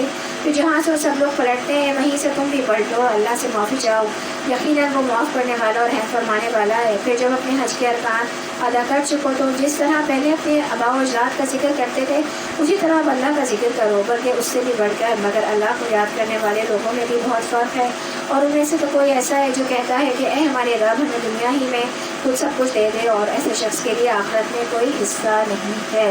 تو حج کے موقع پر ہم دعا مانگتے ہیں نا، ربنا آتینا فی الدنیا حسنۃ وفی الآخرۃ حسنۃ وقنا عذاب النار۔ تو یہ دعا دنیا مانگنے بچ جائیں، ورنہ کہیں آخرت ہی ہمارے ہاتھ سے نہ چھوٹ جائے نا۔ تو دنیا کی بھلائی، صحت، ایمان، عافیت، تقویٰ، توکل، اللہ کی محبت، رحمت، رغبت کی طرف متوجہ ہونا، اور آخرت کی بھلائی کیا ہے؟ بخشش، اللہ تعالیٰ کا دیدار، جنت الفردوس، آپ صلی اللہ علیہ وسلم کی صحبت جنت میں۔ آپ صلی اللہ علیہ وسلم یہ دعا کثرت سے مانگا کرتے تھے، ربنا آتینا فی الدنیا حسنۃ وفی الآخرۃ حسنۃ وقنا عذاب النار۔ تو اس لیے ہمیں بھی چاہیے کہ یہ دعا جب ہم وہاں جائیں خاص طور پر حج کے لیے تو یہ دعا ضرور مانگا کریں۔ کچھ لوگ وہاں پہ وہ لوگ سے دنیا مانگتے تھے پہلے نا، اور آخرت ہی مانگتے تھے، تو یہ دعا جو ہے اس میں دنیا کی بھی دعا ہے اور آخرت کی بھی دعا ہے۔ تو ہم جتنی محنت کریں گے، رغبت عبادت کی رکھیں گے تو ہم اتنا ہی اجر پائیں گے۔ اور کوئی کہتا ہے کہ اے ہمارے رب ہمیں دنیا میں بھی بھلائی عطا فرما اور آخرت میں بھی، اور آگ کے عذاب سے بچا۔ بس ایسے لوگ اپنی کمائی کے مطابق دونوں جگہ حصہ پائیں گے، اور اللہ کو حساب چکا دے کچھ دیر نہیں لگتی۔ یہ گنتی کے چند روز ہیں جو تمہیں اللہ کی یاد میں بسر کرنے چاہیے، کہ جو کوئی جلدی کرے 2 ہی دن میں واپس ہو گیا تو کوئی حرج نہیں، اور جو کچھ زیادہ ٹھہر کر پلٹا تو بھی کوئی حرج نہیں، بشرطے کہ یہ دن اس نے تقویٰ کے ساتھ بسر کیے ہیں، تقویٰ کے ساتھ بسر کرے۔ اللہ کی نافرمانی سے بچو اور خوب جان رکھو کہ ایک روز اس کے حضور میں تمہاری پیشی ہونے والی ہے۔ انسانوں میں تو کوئی ایسا ہے جس کی باتیں دنیا کی زندگی میں تمہیں بہت بھری معلوم ہوتی ہیں، اور اپنی نیک نیتی پر وہ بار بار خدا کو گواہ ٹھہراتا ہے، مگر حقیقت میں وہ بدترین دشمن حق ہوتا ہے۔ تو لوگ کچھ خاص باتوں کے بارے میں بہت حساس ہوتے ہیں، اگر اس کے بارے میں کچھ کہہ دیا جائے تو فوراً کنٹرول سے باہر ہو جاتے ہیں۔ جیسے کوئی کہے کہ آپ تو ہر وقت تنزیہ باتیں کرتی ہیں، اس جملے پر 2 رویے ہو سکتے ہیں نا، یا تو ہم ان سے لڑنے لگیں گے یا ہم اپنی اصلاح کر لیں گے۔ تو بہت سے جھگڑوں کی بنیاد ہی ہماری اپنی کمزوریاں ہوتی ہیں نا، جن پر ہم نے کام نہیں کیا ہوا ہوتا۔ تو ہمیں اپنا جائزہ لینا ہے، اگر کوئی ہمیں کہہ بھی دے تو ہمیں اس وقت دوسروں کو کچھ کہنے کے بجائے یا جواب دینے بجائے ہمیں اپنے آپ کو کنٹرول کرنا ہے۔ تو کون کون سے ایسے مواقع ہیں کہ جن پر ہم آگے سے باہر ہو جاتے ہیں اور اپنی کمزوریوں کو دور نہیں کرتے؟ تو ہمیں اللہ تعالیٰ سے دعا کرنی چاہیے اس چیز کے لیے، ہمیں اچھی صحبت اختیار کرنی چاہیے، ایسے لوگوں کے ساتھ اٹھے بیٹھے جو کہ طنز نہ کرتے ہوں، اور ہمیں اپنے آپ کو بھی جاننا بہت ضروری ہے، اپنی بھی اصلاح بہت زیادہ ضروری ہے۔ کسی کا خیال ہے کہ میں جو بڑا ہوتا جا رہا ہوں میں اپنے آپ کو زیادہ پہچان رہا ہوں اور اپنے بڑھاپے کو زیادہ انجوائے کر رہا ہوں۔ یہ کام وہی کر سکتا ہے جو اپنے آپ کو زیادہ جانتا ہے۔ ہمیں پتہ ہے نا ہماری کیا خامیاں ہیں، تو ہمیں چاہیے کہ ہم ان خامیوں پہ قابو پائیں اور اپنے لیے دعا کریں۔ اور جب ہم قرآن پڑھتے ہیں تو کوئی نہ کوئی ایسی چیز ضرور ہمیں مل جاتی ہے نصیحت کے لیے کہ ہم جب اس پر عمل کریں گے نا، جب کوئی طنز کرتا ہے تو ہمیں تکلیف ہوتی ہے، تکلیف کی جو قرآن پاک میں آتا ہے کہ اللہ کی حمد بیان کریں، اللہ کے ذکر فوراً شروع کر دیا کریں، اس سے ہماری وہ تکلیف جو ہوتی ہے نا وہ دور ہو جاتی ہے، ہمیں احساس نہیں ہوتا۔ والدین، شوہر کی، بہن بھائیوں کی، بچوں کی کون سی بات ہے جس پر میں فوراً بھڑک اٹھتی ہوں، ساری اچھی باتیں کرنا بھول جاتی ہوں، جالوں کی طرح چیخنا شروع کر دیتی ہوں۔ بچے ماں باپ میں سے اس کی عزت بھی نہیں کرتے جو زبان درازی کرے، یاد رکھے بچے بھی اس کی عزت نہیں کرتے، بس زبانی کر کے عزت نہیں کمائی جا سکتی۔ تو بہت سی لڑائیوں کی بنیادی وجہ کیا ہوتی ہے؟ ہماری معاملات ہوتے ہیں اور دنیا کی چیزوں کی محبت بھی ہوتی ہے۔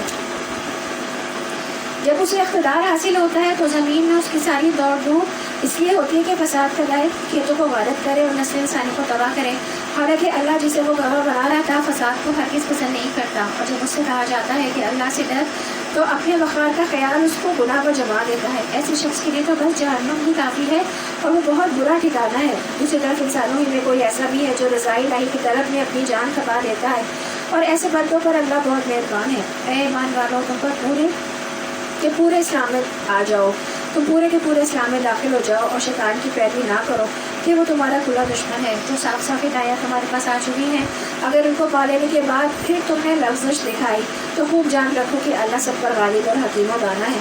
ان ساری نصیحتوں اور ہدایتوں کے بعد بھی لوگ سیدھے نہ ہوں تو کیا اب وہ اس کے منتظر ہیں کہ اللہ بادلوں کا چکر لگائے، فرشتوں کے پرے ساتھ لیے خود سامنے موجود ہو اور فیصلہ ہی کر ڈالا جائے؟ آخر سارے معاملات پیش تو اللہ ہی کے حضور ہونے والے ہیں۔ بنی اسرائیل سے پوچھو کیسی کھلی نشانیاں ہم نے انہیں دکھائی، اور پھر یہ بھی انہی سے پوچھ لو کہ اللہ کی نعمت پانے کے بعد جو قوم اس کو شقاوت سے بدلتی ہے، اللہ کیسی سخت سزا اسے دیتا ہے۔ جن لوگوں نے کفر کی راہ اختیار کی ہے ان کے لیے دنیا کی زندگی بڑی محبوب وہ دل پسند بنا دی گئی ہے۔ ایسے لوگ ایمان کی راہ اختیار کرنے والوں کا مذاق اڑاتے ہیں، مگر قیامت کے دن پرہیزگار لوگ ہی ان کے مقابلے میں عالی مقام ہوں گے۔ رہا دنیا کا رزق تو اللہ کو اختیار ہے کہ جسے چاہے بے حساب دے۔ دنیا کے رزق کے بارے میں کیا کہا جا رہا ہے کہ جسے چاہے بے حساب دے، واللہ یرزق من یشاء بغیر حساب۔ ٹھیک ہے، دنیا کے بارے میں ہمارا اختیار نہیں ہے، دنیا کے بارے میں رزق میں ہمارا اختیار نہیں، اللہ جسے چاہے دے۔ ہم دعا مانگیں گے تو ہمیں مل بھی جائے گا، لیکن ہم تو اپنی ساری محنتیں دنیا کا رزق کمانے میں لگا دیتے ہیں، اور آخرت کا رزق جو ہے نا وہ ہم کما سکتے ہیں، آخرت کی کمائی ہم کر سکتے ہیں اس دنیا میں، لیکن ہم نے آخرت کو چھوڑ دیا ہے اپنی تقدیر پہ اور دنیا کمانے کے لیے نکل گئے۔ حالانکہ اللہ تعالیٰ نے دنیا جو ہے وہ ہماری تقدیر بنا دی ہے پہلے ہی، اور آخرت کو کہا ہے کہ اس کو کمانا ہے، اور وہ ہم نے تقدیر پہ چھوڑا ہے، الٹے کام کر رہے ہیں۔ ابتدا میں سب لوگ ایک ہی طریقے پر تھے، پھر یہ اعلیٰ حالت باقی نہ رہی اور اختلافات رونما ہوئے۔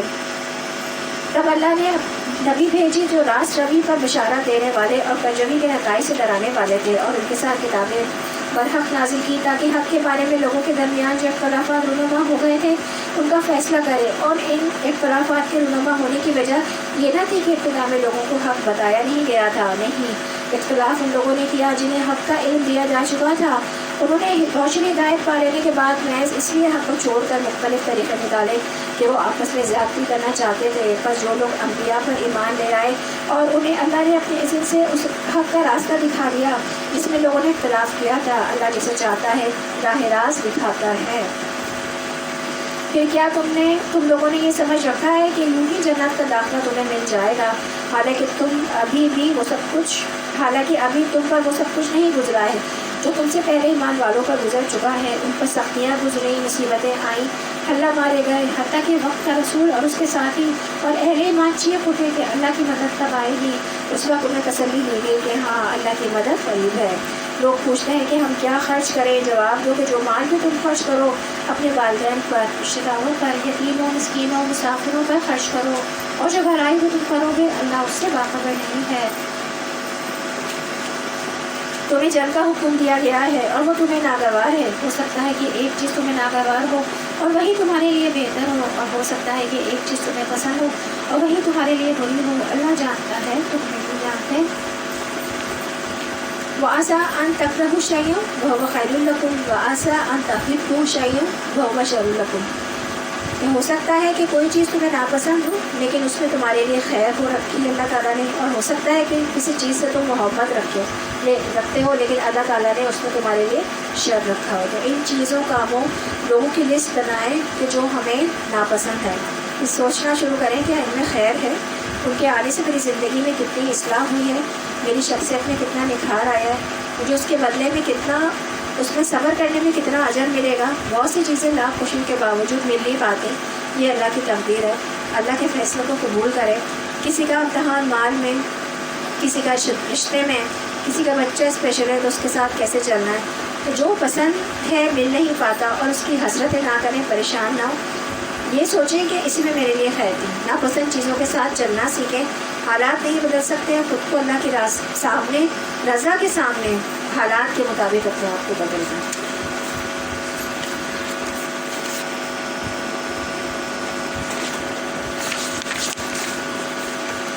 ہر مصیبت کے اندر ایک نعمت چھپی ہوئی ہوتی ہے اور گناہوں کا کفارہ بھی ہوتی ہے۔ کوئی نہ کوئی مصیبت یا ناپسندیدہ چیز جو ہوتی ہے اس کے اندر کوئی نعمت ہوتی ہے، گناہوں کا کفارہ بھی ہوتی ہے، تو اجر ملتا ہے اس چیز کا۔ تو مومن جو ہے وہ خوشحالی اور بدحالی دونوں حالتوں میں خیر کماتا ہے، کبھی شکر کرتا ہے، کبھی صبر کرتا ہے۔ اچھے حالات ہوتے ہیں تو شکر کرتا ہے اور مصیبت آتی ہے تو صبر کرتا ہے۔ لوگ پوچھتے ہیں کہ ماہ حرام میں لڑنا کیسا ہے؟ کہو اس میں لڑنا بہت برا ہے، مگر راہ سے لوگوں کو روکنا اور اللہ سے کفر کرنا اور مسجد حرام کا راستہ خدا پرستوں پر بند کرنا اور حرم کے رہنے والوں کو وہاں سے نکالنا اللہ کے نزدیک اس سے بھی زیادہ برا ہے، اور فتنہ خون ریزی سے شدید تر ہے۔ وہ تو تم سے لڑے ہی جائیں گے حتیٰ کہ ان کا بس چلے تو تمہارے دین سے تم کو پھیر لے جائیں، اور یہ خوب سمجھ لو کہ تم میں سے جو کوئی اپنے دین سے پھرے گا اور کفر کی حالت میں جان دے گا اس کے اعمال دنیا اور آخرت دونوں میں ضائع ہو جائیں گے، اور ایسے سب لوگ جہنمی ہیں اور ہمیشہ جہنم میں ہی رہیں گے۔ تو مرتد کی سزا اس کے سارے اعمال ضائع ہو جاتے ہیں، چاہے پہلے کتنا ہی نیک کیوں نہ ہو، حافظ قرآن کیوں نہ ہو۔ ہمیں دین پر استقامت کی دعائیں مانگنی چاہیے۔ ربنا لا تزغ قلوبنا بعد إذ هديتنا وهب لنا من لدنك رحمة إنك أنت الوهاب رضيت بالله ربا وبالإسلام دينا وبمحمد صلی اللہ علیہ وسلم نبیا۔ یہ دونوں دعائیں جو ہیں وہ ایاک نستعین کتاب میں بھی موجود ہیں۔ اللہ ہم سب کا خاتمہ ایمان پر کرے، آمین۔ باخلاف اس کے کہ جو لوگ ایمان لائے ہیں اور جنہوں نے خدا کی راہ میں اپنا گھر بار چھوڑا اور جہاد کیا ہے، وہ رحمت الہی کے جائز امیدوار ہیں، اور اللہ ان کی لغزشوں کو معاف کرنے والا اور اپنی رحمت سے انہیں نوازنے والا ہے۔ پوچھتے ہیں شراب اور جوئے کا کیا حکم ہے؟ صحابہ کرام جو ہے نا سوال پوچھتے تھے، تو انہی کے بارے میں کہا جا رہا ہے، پوچھتے ہیں شراب اور جوئے کا کیا حکم ہے؟ کہو ان دونوں چیزوں میں بڑی خرابی ہے، اگرچہ ان میں لوگوں کے لیے کچھ منافع بھی ہیں مگر ان کا گناہ ان کے فائدے سے بہت زیادہ ہے۔ پوچھتے ہیں ہم رائے خدا میں کیا خرچ کریں؟ کہو جو کچھ تمہاری ضرورت سے زیادہ ہو، اس طرح اللہ تمہارے لیے صاف صاف احکام بیان کرتا ہے، شاید کہ تم دنیا اور آخرت دونوں کی فکر کرو۔ پوچھتے ہیں یتیموں کے ساتھ کیا معاملہ کیا جائے، کہو کہ جس طرح عمل میں اور ان کے لیے بھلائی ہو وہی اختیار کرنا بہتر ہے، اور اگر تم اپنا اور ان کا خرچ اور دینا سینا مشترک رکھو تو اس میں کوئی مذائقہ نہیں ہے، آخر وہ تمہارے بھائی بند ہی تو ہے، اور برائی کرنے والے اور بھلائی کرنے والے دونوں کا حال اللہ پر روشن ہے۔ اللہ چاہتا تو اس معاملے میں تم پر سختی کرتا، مگر وہ صاحب اختیار ہونے کے ساتھ صاحب حکمت بھی ہے۔ تم مشرک عورتوں سے ہرگز نکاح نہ کرنا جب تک کہ وہ ایمان نہ لے آئیں۔ لیکن ایک مرد کو 4 شادیوں کی اجازت ہے نا، تو وہ جو ہے وہ مسلمان عورت سے تو کرے ہی، اور اس کے ساتھ جو اہل کتاب ہیں عیسائی اور یہودی ان سے بھی کر سکتا ہے کیونکہ وہ اہل کتاب ہیں۔ لیکن جو مشرک ہیں، مشرک عورتوں سے منع کیا گیا کہ جو کچھ شرک کرتی ہیں، مطلب اتنا بڑا شدید گناہ ہے شرکا کہ مشرک عورتوں سے نکاح کرنے تک کا منع کیا گیا ہے۔ اہل کتاب میں بھی حکم ہے کہ محسنہ عورت سے نکاح کرے کہ جو کہ ایمان پر ہو، مطلب وہ اپنے ایمان پر ہو، عیسائیت کے ایمان پر ہو، یہودیت کے ایمان پر ہو، لیکن مشرک نہ ہو، شرک نہ کرتی، اتنا بڑا گناہ ہے۔ جب تک کہ وہ ایمان نہ لے آئے، ایک مومن لوٹی مشرک شریف زادی سے بہتر ہے، اور اگرچہ وہ تمہیں پسند ہو، اور اپنی عورتوں کے نکاح مشرک مردوں سے بھی نہ کرنا جب تک کہ وہ ایمان نہ لے آئیں۔ ایک مومن غلام مشرک شریف سے بہتر ہے، اگرچہ وہ تمہیں بہت پسند ہو۔ یہ لوگ تمہیں آگ کی طرف بلاتے ہیں، اور اللہ اپنے اذن سے تم کو جنت اور مغفرت کی طرف بلاتا ہے، اور وہ اپنے احکام واضح طور پر لوگوں کے سامنے بیان کرتا ہے۔ توقع ہے کہ وہ سبق لیں گے اور نصیحت کو قبول کریں گے۔ پوچھتے ہیں کہ حیض کا کیا حکم ہے، کہو وہ ایک گندگی کی حالت ہے، اور اس میں عورتوں سے الگ رہو اور ان کے قریب نہ جاؤ جب تک کہ وہ پاک صاف نہ ہو جائیں، پھر جب وہ پاک ہو جائیں تو ان کے پاس جاؤ، اس طرح جیسا کہ اللہ نے تم کو حکم دیا ہے۔ اللہ ان لوگوں کو پسند کرتا ہے جو بدی سے باز رہیں اور پاکیزگی اختیار کریں۔ تمہاری عورتیں تمہاری کھیتیاں ہیں، تمہیں اختیار ہے، جس طرح سے چاہو اپنی کھیتی میں جاؤ، مگر اپنے مستقبل کی فکر کرو اور اللہ کی ناراضگی سے بچو۔ خوب جان لو کہ تمہیں ایک دن اس سے ملنا ہے، اور اے نبی جو تمہاری ہدایت کو مان لیں انہیں فلاح و سعادت کی خوشخبری دے دو۔ تو حیض کا حکم پوچھتے تھے کیونکہ یہودیوں کے یہ ہاں یہ تھا کہ وہ عورتوں کو حیض کی حالت میں اپنے گھروں سے باہر نکال دیتے تھے، اور عیسائی جو ہے وہ جو بیوی اور شوہر کا جو رشتہ ہے خاص وہ بھی رکھتے تھے اس میں، جبکہ ہم دین نے ہمارے کیا بتایا کہ وہ گندگی ہے، تو اس میں آپ وہ رشتہ نہیں رکھ سکتے، لیکن کھانا پینا اور دوسرے معاملات کی زندگی جو ہے وہ عورتوں کے سے اس حالت میں کیے جا سکتے ہیں۔ صرف وہ ایک خاص جو رشتہ ہے اس کی ممانعت ہے، اور باقی تمام کام کیے جا سکتے ہیں۔ جبکہ عیسائیوں کا کیا طریقہ تھا، وہ خاص کام نہیں کرتے تھے، اور یہودیوں کا کیا تھا کہ وہ گھر سے ہی باہر نکال دیتے تھے، تو یہ طریقہ بھی بالکل الگ ہے۔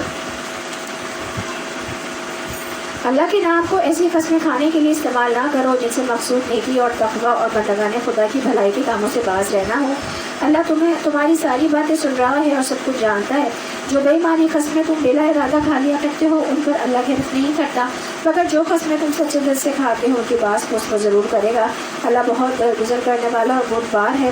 جو لوگ اپنی عورتوں سے تعلق نہ رکھنے کی قسم کھا بیٹھتے ہیں جس کو ایلا کہا جاتا ہے، ان کے لیے 4 مہینے کی مہلت ہے، اور اگر انہوں نے رجوع کر لیا تو اللہ معاف کرنے والا رحیم ہے۔ ایلا سے مراد بیوی سے ترک تعلق کی قسم کھانا۔ بعض لوگ قسم کھا لیتے ہیں کہ ہم اپنی بیوی سے تعلق نہیں رکھیں گے، تو 4 ماہ تک قسم کھانے کے بعد رجوع کر سکتے ہیں۔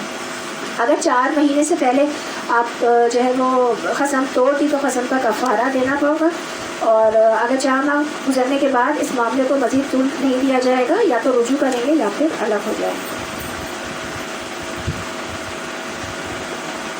اور اگر انہوں نے طلاق کی ٹھان لی ہو تو جانے رہیں کہ اللہ سب کچھ سنتا اور جانتا ہے۔ جن اور طلاق کے معاملات آ رہے ہیں، جن عورتوں کو طلاق دی گئی ہو اور وہ 3 مرتبہ ایام ماہواری آنے تک اپنے آپ کو روکے رکھیں، اور ان کے لیے جائز نہیں ہے کہ اللہ نے ان کے رحم میں جو کچھ خلق فرمایا ہے وہ اسے چھپائیں۔ انہیں ہرگز ایسا نہیں کرنا چاہیے، اور اگر اللہ اور روز آخر پر ایمان رکھتی ہیں ان کے شوہر تعلقات درست کر لینے پر آمادہ ہوں تو وہ اس عدت کے دوران میں انہیں اور پھر اپنی زوجیت میں واپس لے لینے کی حقدار ہیں۔ عورتوں کے لیے بھی معروف طریقے پر ویسے ہی حقوق ہے جیسے مردوں کے حقوق ان پر ہیں، البتہ مردوں کو ان پر ایک درجہ حاصل ہے، اور سب پر اللہ غالب اقتدار رکھنے والا اور حکیم و دانا ہے۔ تو کیا مدت بتائی گئی ہے؟ 3 حیض ہے. طلاق کی جو مدت ہے، عدت کا جو پیریڈ ہے وہ کیا ہے؟ 3 حیض ہے ایک شادی شدہ عورت کی. اور اگر کسی لڑکی کو حیض نہیں ہوتا ہے، یا ایسی بوڑھی عورتیں ہیں کہ جن کا حیض ختم ہو چکا ہے، ماہواری ختم ہو چکی ہے، ان کی مینسز ختم ہو چکے ہیں، تو ان کے لیے کیا ہے کہ 3 مہینے، ان کے لیے 3 مہینے.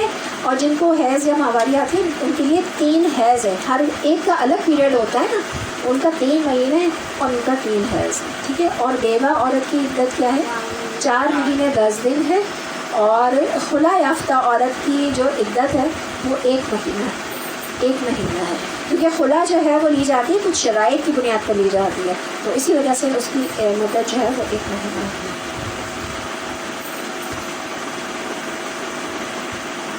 اللہ کے نام کو ایسی قسمیں کھانے سے استعمال نہ کرو جن سے مقصود نیکی اور تقویٰ اور بندگان خدا کی بھلائی کے کاموں سے باز رہنا ہو.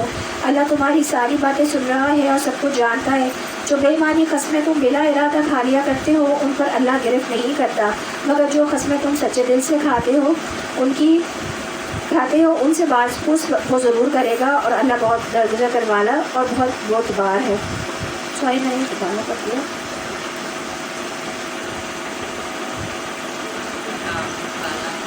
طلاق 2 بار ہے. پھر یا تو صحیح طرح عورت کو روک لیا جائے یا بھلے طریقے سے اس کو رخصت کر دیا جائے.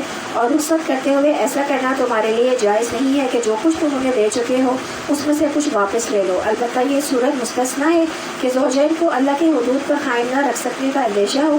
ایسی صورت میں اگر تمہیں یہ خوف ہو کہ وہ دونوں حدود الہی پر قائم نہ رہیں گے تو ان دونوں کے درمیان یہ معاملہ ہو جانے میں مذائقہ نہیں کہ عورت اپنے شوہر کو کچھ معاوضہ دے کر علیحدگی حاصل کر لے. یہ اللہ کی مقرر کردہ حدود ہیں، ان سے تجاوز نہ کرو. اور جو لوگ حدود الہی سے تجاوز کریں گے وہی ظالم لوگ ہیں.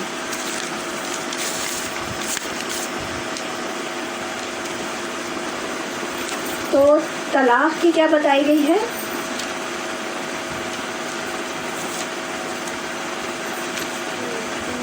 طلاق جو ہے نا وہ 2 بار ہے.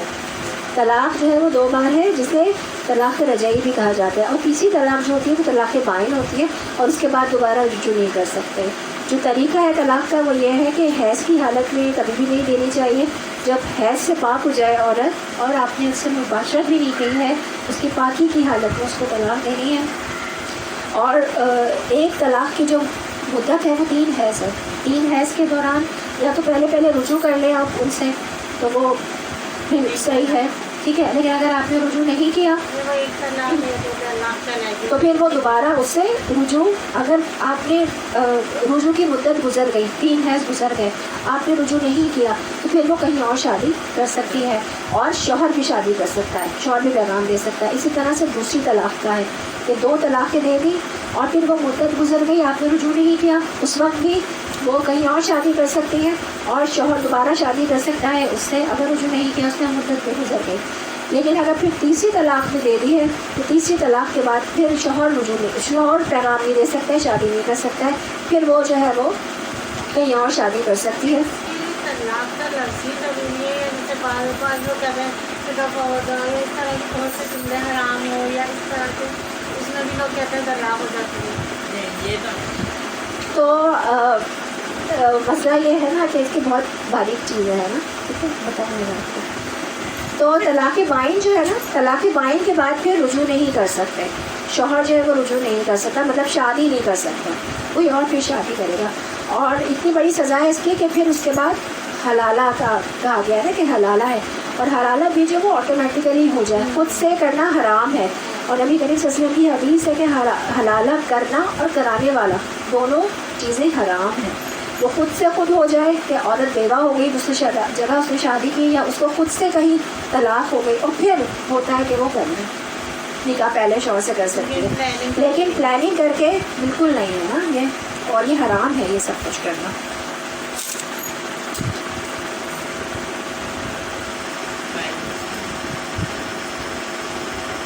پھر اگر 2 بار طلاق دینے کے بعد شوہر نے عورت کو تیسری بار طلاق دے دی تو وہ عورت پھر اس کے لیے حلال نہ ہوگی، یہ کہ اس کا نکاح کسی دوسرے شخص سے ہو اور وہ اسے طلاق دے دے. تب اگر پہلا شوہر اور یہ عورت دونوں یہ خیال کریں کہ حدود الہی پر قائم رہیں گے تو ان کے لیے ایک دوسرے کی طرح رجوع کر لینے میں کوئی مذائقہ نہیں.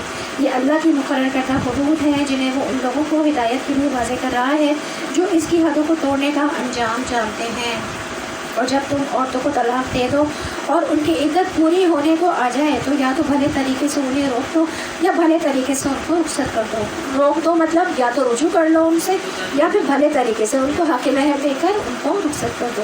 مہر ستانے کی خاطر انہیں نہ روکے رکھنا کہ یہ ذاتی ہوگی، اور جو ایسا کرے گا در حقیقت وہ اپنے آپ پر ہی ظلم کرتا ہے۔ اللہ کی آیات کا کھیل نہ بتاؤ، بھول نہ جاؤ کہ اللہ نے کس نعمت عظمیٰ سے تمہیں سرفراز کیا ہے۔ وہ تمہیں نصیحت کرتا ہے کہ جو کتاب اور حکمت اس نے تم پر نازل کی ہے اس کا احترام ملحوظ خاطر رکھو، اللہ سے ڈرو اور خوب جان لو کہ اللہ کو ہر بات کی خبر ہے۔ یاد رکھیے مذاق میں 3 چیزیں ایسی ہیں جو کہ مذاق میں ہو جاتی ہیں: نکاح، طلاق اور رجوع طلاق۔ ٹھیک ہے، یہ تینوں چیزیں ایسی ہیں جو کہ مذاق میں ہنسی مذاق میں جاتی ہیں۔ تو ہنسی مذاق میں نہ تو طلاق کی بات کرنی ہے، ہنسی مذاق میں نہ تو نکاح کی بات کرنی ہے، اور نہ ہی رجوع طلاق۔ ہنسی مذاق میں سیریس ہوں آپ، ٹھیک ہے۔ تو یہ اللہ کی آیات کا مذاق نہیں بنانا۔ جب تم اپنی عورتوں کو طلاق دے چکو اور اپنی عدت پوری کر لیں تو پھر اس میں مانے نہ ہو کہ وہ اپنے زیر تجویز شوہروں سے نکاح کر لیں جبکہ وہ معروف طریقے سے باہم مناکحت پر راضی ہوں۔ تمہیں نصیحت کی جاتی ہے کہ ایسی حرکت ہرگز نہ کرنا، اور اگر تم اللہ اور روز آخر پر ایمان لانے والے ہو تمہارے لیے شائستہ اور پاکیزہ طریقہ یہی ہے کہ اس سے باز رہو۔ اللہ جانتا ہے تم نہیں جانتے۔ جب آپ چاہتے ہیں کہ ان کی اولاد پوری مدت رضاعت تک دودھ پیے تو مائیں اپنے بچوں کو کامل 2 سال تک دودھ پلائیں۔ اس صورت میں بچے کے باپ کو معروف طریقے سے انہیں کھانا کپڑا دینا ہوگا، مگر کسی پر اس کی وسعت سے بڑھ کر بار نہیں ڈالنا چاہیے۔ نہ تو ماں کو اس وجہ سے تکلیف میں ڈالا جائے کہ بچہ اس کا ہے، اور نہ ہی باپ کو اس وجہ سے تنگ کیا جائے کہ بچہ اس کا ہے۔ دودھ پلانے والی کا یہ حق جیسا بچے کے باپ پر ہے ویسے ہی اس کے وارث پر بھی ہے، لیکن اگر فریقین بھائی میں رضامندی اور مشورے سے دودھ چھڑانا چاہے تو ایسا کرنے میں کوئی مذائقہ نہیں ہے، اور اگر تمہارا خیال اپنی اولاد کو کسی نئے عورت سے دودھ پلوانے کا ہو تو اس میں بھی کوئی حرج نہیں ہے، بشرطے یہ کہ اس کا جو معاوضہ طے کرو گے وہ معروف طریقے پر ادا کرو۔ اللہ سے ڈرو اور جان رکھو کہ جو کچھ تم کرتے ہو سب اللہ کی نظر میں ہے۔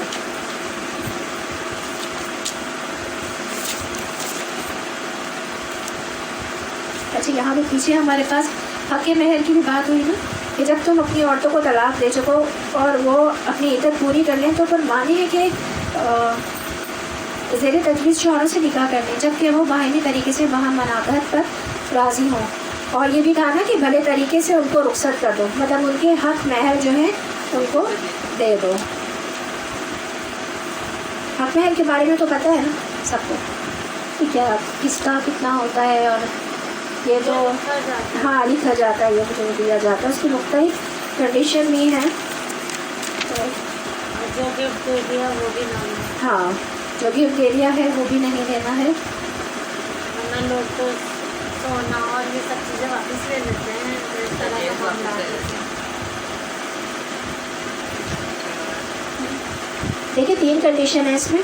ایک تو کنڈیشن یہ ہے کہ اگر نکاح ہوا اور رخصتی نہیں ہوئی اور طلاق ہو گئی تو آدھا مہر ہے، ٹھیک ہے۔ اگر مہر مقرر ہو گیا تھا، اگر مہر مقرر نہیں ہوا تھا، نکاح ہوا اور رخصتی نہیں ہوئی، مہر مقرر نہیں ہوا، نکاح ہوا اور رخصتی نہیں ہوئی اور طلاق ہو گئی، تو جو مرد کی حیثیت ہے اس کے مطابق دیا جائے گا، وہ دے دے اگر تو اچھی بات ہے، اس کو دینا چاہیے۔ اسی طرح سے مہر مقرر نہیں ہوا، نکاح ہوا اور رخصتی بھی ہو گئی تو پھر کیا ہے کہ عورت کی حیثیت کے مطابق ہوگا، مطلب عورت کے جو بہنوں کو باقی دوسری بہنوں کا مقرر تھا اور اس کے خاندان کی عورتوں کا مقرر تھا تو اس کے حساب سے مہر ہوگا۔ تم میں سے جو لوگ مر جائیں ان کے پیچھے اگر ان کی بیویاں زندہ ہوں تو وہ اپنے آپ کو 4 مہینے 10 دن روکے رکھیں، پھر جب ان کی عدت پوری ہو جائے تو انہیں اختیار ہے کہ اپنی ذات کے معاملے میں معروف طریقے سے جو چاہیں کریں، تو وہ اس کی کوئی ذمہ داری نہیں۔ اللہ تم سب کے اعمال سے باخبر ہے۔ زمانہ عدت میں خواہ تم ان بیوہ عورتوں کے ساتھ منگنی کا ارادہ اشارے کنائیے میں ظاہر کر دو، خواہ دل میں چھپائے رکھو، دونوں صورتوں میں کوئی مذائقہ نہیں ہے۔ اللہ جانتا ہے کہ ان کا خیال تو تمہارے دل میں آئے گا ہی، مگر دیکھو خفیہ عہد و پیمان نہ کرنا، اگر کوئی بات کرنی ہے تو معروف طریقے سے کرو، اور عقد نکاح باندھنے کا فیصلہ اس وقت تک نہ کرو جب تک کہ عدت پوری نہ ہو جائے۔ خوب سمجھ لو کہ اللہ تمہارے دلوں کا حال تک جانتا ہے، لہٰذا اس سے ڈرو، اور یہ بھی جان لو کہ اللہ بردبار ہے، छोटी छोटी बातों से दरगुजर फरमाता है। तुम पर कुछ गुनाह नहीं अगर अपनी औरतों को तलाक दे दो, काबिल इसके के हाथ लगाने की नौबत आए या महर मुकर्रर हो। इस सूरत में उन्हें कुछ ना कुछ दे देना चाहिए। खुशहाल आदमी अपनी मुक़द्दरत के मुताबिक और गरीब आदमी अपनी मुक़द्दरत के मुताबिक मारूफ तरीके से दे दे, ये हक़ है नेक आदमियों पर। और अगर तुमने हाथ लगाने से पहले तलाक दी हो तो महर मुकर्रर किया जा चुका हो तो उस सूरत में निस्फ महर देना होगा। और ये बात है कि औरत नरमी करते हुए और महर ना ले, या वो मर्द जिसके इख्तियार में अक़्द निकाह है नरमी से काम ले और पूरा महर दे दे, और तुम यानी मर्द नरमी से काम ले लो, तो ये तक़वा के ज़्यादा मुनासिब है। आपस के मामलात में फयासी को ना भूलो, तुम्हारे अमाल को अल्लाह ताला देख रहा है। तो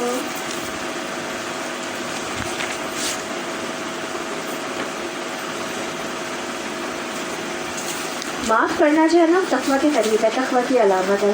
तो वाला तंसुल फजल बैनकुम, फजल कहते हैं कि हक़ से ज़्यादा देने को। फजल किसे कहते हैं? किसी को उसकी हक़ से ज़्यादा देना।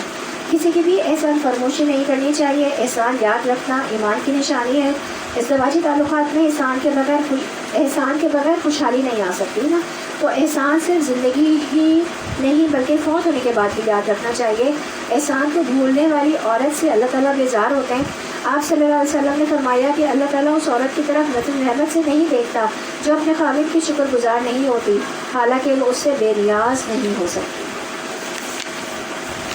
अपनी नमाज़ों की निगहदाश्त रखो, खुसूसन ऐसी नमाज की जो महासिन सलात की जामे हो। अल्लाह के आगे इस तरह खड़े रहो जैसे फरमाबरदार ग़ुलाम खड़े होते हैं। बदअमनी की हालत हो, ख्वाह पैदल हो ख्वाह सवार हो, जिस तरह मुमकिन हो नमाज़ पढ़ो।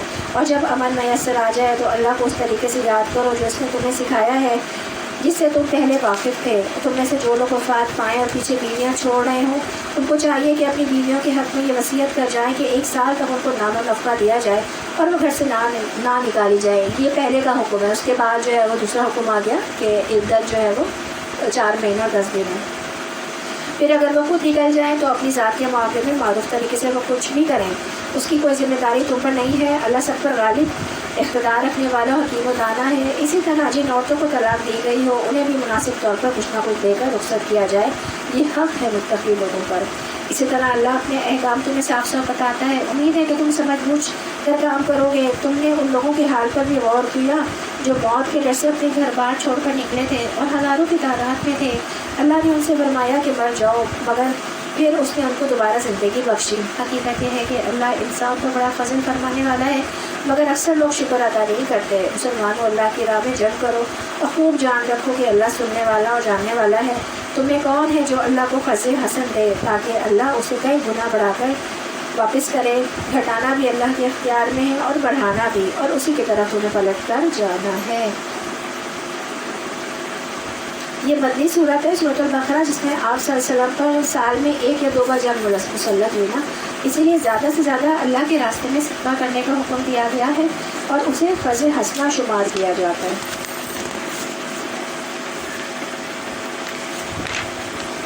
फ़र्ज़ हसना कौन सा क़र्ज़ होता है कि जिसमें सवाब की उम्मीद की गई हो, जो कि दिल से खुशी से दिया गया हो। इब्न मुबारक कहते हैं वो क़र्ज़ जो हलाल माल में से दिया जाए और जिसे देकर एहसान ना जतलाया जाए और अजियत ना दी जाए। फिर तुमने उस मामले पर गौर किया कि जब मूसा के पास सरदाराने बनी इसराइल को पेश आया था, उन्होंने अपने नबी से कहा कि हमारे लिए एक बादशाह मुकर्रर कर दो ताकि हम अल्लाह की राह में जंग करें। नबी ने पूछा कहीं ऐसा तो ना होगा कि तुमको लड़ाई का हुक्म दिया जाए और फिर तुम ना लड़ो। वो कहने लगे भला ये कैसे हो सकता है कि हम राय खुदा में ना लड़ें जबकि हमें अपने घरों से निकाल दिया गया है और हमारे बाल बच्चे हमसे जुदा कर लिए गए हैं। मगर जब उनको जंग का हुक्म दिया गया तो एक खलील तादाद के सिवा वो सब पीठ मोड़ गए और अल्लाह उनमें से एक जालिम को जानता है। उनके नबी ने उनसे कहा कि अल्लाह ने तालूत को तुम्हारे लिए बादशाह मुकर्रर किया है। वो सुनकर बोले हम पर बादशाह बनने का वो कैसे हकदार हो गया, उसके मुकाबले में बादशाही के हम ज़्यादा हकदार हैं, वो तो कोई बड़ा मालदार आदमी नहीं है। तो नबी ने जवाब दिया कि अल्लाह ने तुम्हारे मुकाबले में उसी को मुंतखब किया है, उसको दिमागी और जिस्मानी दोनों किस्म की अहलियतें फरमानी के साथ अता फरमाई हैं और अल्लाह को इख्तियार है कि अपना मुल्क जिसे चाहे दे। अल्लाह बड़ी नुसरत रखता है और सब कुछ उसके इल्म में है। اور اس کے ساتھ ان کے نبی نے ان کو یہی بتایا کہ خدا کی طرف سے اس کے بادشاہ مقرر ہونے کی علامت یہ ہے کہ اس کے عہد میں صندوق تمہیں واپس مل جائے گا، جس میں تمہارے رب کی طرف سے تمہارے لیے سکون قلب کا سامان ہے، جس میں آل موسیٰ اور آل ہارون کے چھوڑے ہوئے تبرکات ہیں، اور جس کو اس وقت فرشتے سنبھالے ہوئے ہیں۔ اگر تم مومن ہو تو یہ تمہارے لیے بہت بڑی نشانی ہے۔ یہ آیت جو ہے نا، آیت نمبر 248، یہ آیت سکینت بھی کہلاتی ہے۔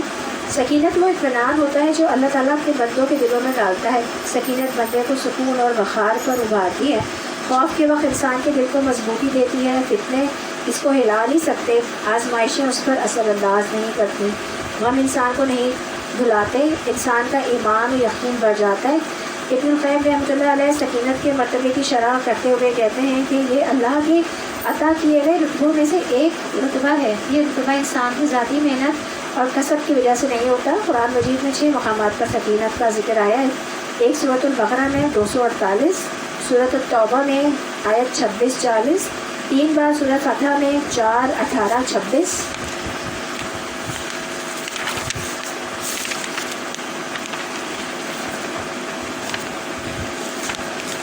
تو جب انسان ان آیات کو سنتا اور پڑھتا ہے تو شیطانی حملوں اور بیماریوں سے نجات پاتا ہے۔ ابن خیر کہتے ہیں کہ ابن تیمیہ رحمۃ اللہ پر جب معاملات شدت اختیار کرتے تو سکینت والی آیات پڑھتے تھے، اور میں نے ان کو ایک بہت عظیم واقعہ بیان کرتے ہوئے سنا جو ان کو بیماری میں پیش آیا تھا، وہ اس کو برداشت کرنے سے عاجز تھے۔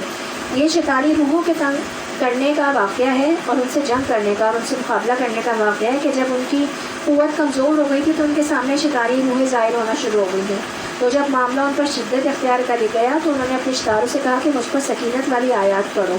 پھر وہ حالت ان سے ختم کر دی گئی تھی اور وہ بیٹھ گئے تھے، تو کوئی بھی بیماری پھر نہیں رہی تھی۔ تو کسی بھی پریشانی کے وقت ان آیات کو پڑھنا دل کے سکون کا باعث ہے۔ آیت سکینت وہ سب کے پاس ہوتی ہیں، پاپلیٹس ہوتے ہیں، اور ان کو پڑھتے رہنا چاہیے، اور اس سے ہماری پریشانی جو ہے وہ دور ہوتی ہے اور سکون اور سکینت بھی نازل ہوتی ہے، بے قراری اور بے چینی کو دور کرتی ہے، ایمان میں اضافے کا باعث ہوتی ہے۔ پھر جب طالوت لشکر لے کر چلا تو اس نے کہا کہ ایک دریا پر اللہ کی طرف سے تمہاری آزمائش ہونے والی ہے، جو اس کا پانی پیے گا وہ میرا ساتھی نہیں ہے، میرا ساتھی صرف وہ ہے جو اس سے پیاس نہ بجھائے گا۔ ہاں ایک آدھ چزو تو کوئی پی لے تو پی لے، مگر ایک گروہ خلیل کے سوا وہ سب اس دریا سے سیراب ہوئے۔ پھر جب طالوت اس کے ساتھی مسلمان دریا پار کر کے آگے بڑھے تو انہوں نے طالوت سے کہہ دیا کہ آج ہم میں جالوت اور اس کے لشکروں کا مقابلہ کرنے کی طاقت نہیں ہے، لیکن یہ لوگ جو یہ سمجھتے تھے کہ انہیں ایک دن اللہ سے ملنا ہے، انہوں نے کہا بارہا ایسا ہوا ہے کہ ایک خلیل گروہ اللہ کے اذن سے ایک بڑے گروہ پہ غالب آ گیا ہے۔ اللہ صبر کرنے والوں کے ساتھ ہے۔ اور جب وہ جالوت اور اس کے لشکروں کے مقابلے پر نکلے تو انہوں نے دعا کی، اے ہمارے رب ہم پر صبر کا فیضان کر، ہم پر صبر اڈیل دے، ہمارے قدم جما دے اور اس کافر گروہ پر ہمیں فتح نصیب کر۔ آخرکار اللہ کے اذن سے انہوں نے کافروں کو مار بھگایا اور داؤد علیہ السلام نے جالوت کو قتل کر دیا، اور اللہ نے داؤد علیہ السلام کو سلطنت اور حکمت سے نوازا اور جن جن چیزوں کا چاہا اس کو علم دیا۔ اگر اس طرح اللہ انسانوں کے ایک گروہ کو دوسرے کے گروہ کے ذریعے سے ہٹاتا نہ رہتا تو زمین کا نظام بگڑ جاتا، لیکن دنیا کے لوگوں پر اللہ کا بڑا فضل ہے کہ وہ اس طرح دفاع فساد کا انتظام کرتا رہتا ہے۔ تو ہمیں بھی اللہ تعالیٰ سے صبر اڈیلنے کی دعا مانگنی چاہیے۔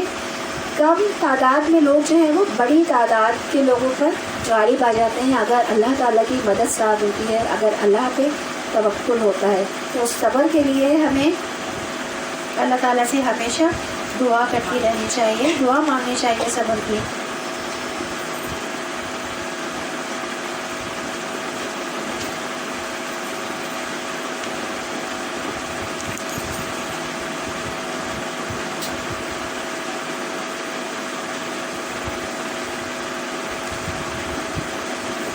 یہ اللہ کی آیات ہیں جو ہم ٹھیک ٹھیک تم کو سنا رہے ہیں، اور اے محمد تم یقیناً ان لوگوں میں سے ہو جو رسول بنا کر بھیجے گئے ہیں۔ یہ تمام آیات جو ہیں وہ اللہ تعالیٰ نے محمد صلی اللہ علیہ وسلم کو سنا رہے تھے، دوسرے رسولوں کا ذکر کر کے کہ ان کے ساتھ کیا کیا معاملات پیش آئے۔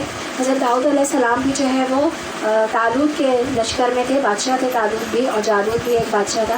تو طالوت کی جو ہے وہ تعداد کم تھی اور جالوت کی زیادہ تھی، بہت طاقتور بادشاہ تھا، لیکن کیا ہوا اللہ کے اذن سے तालूत जो है, जिसमें हज़रत दाऊद अलैहिस्सलाम ने मुकाबला किया था जालूत का और उसको मार गिराया था, तो हज़रत मोहम्मद सल्लल्लाहु अलैहि वसल्लम परेशान हो रहे थे कि हम किस तरह से इन काफिरों का मुकाबला करेंगे। तो इन वाक़यात सुनाकर अल्लाह ताला ने उनको तसल्ली दी कि देखिए पिछले भी जो बादशाह गुजरे हैं वो भी कम तादाद में थे, तो आपको भी चाहिए कि परेशान ना हो और सब्र व तहम्मुल से अल्लाह पे तवक्कुल करते हुए इन लोगों का मुकाबला करें। अल्लाह ताला अपने बंदों की खुद हिफाजत फरमाता है, उनका दिफा करता है, ज़ालिमों को जुल्म करने से रोकता है। कामयाबी का मेयार ज़्यादा असबाब पर नहीं है बल्कि ईमान पर होता है, और इसके साथ इस बात पर होता है कि इंसान किस तरह अल्लाह के हुक्म के मुताबिक मेहनत और तैयारी करता है। अल्हम्दुलिल्लाह यहाँ पे हमारा पारा नंबर 2 तवक्कुल मुकम्मल हुआ। कोई सवाल पूछना किसी को?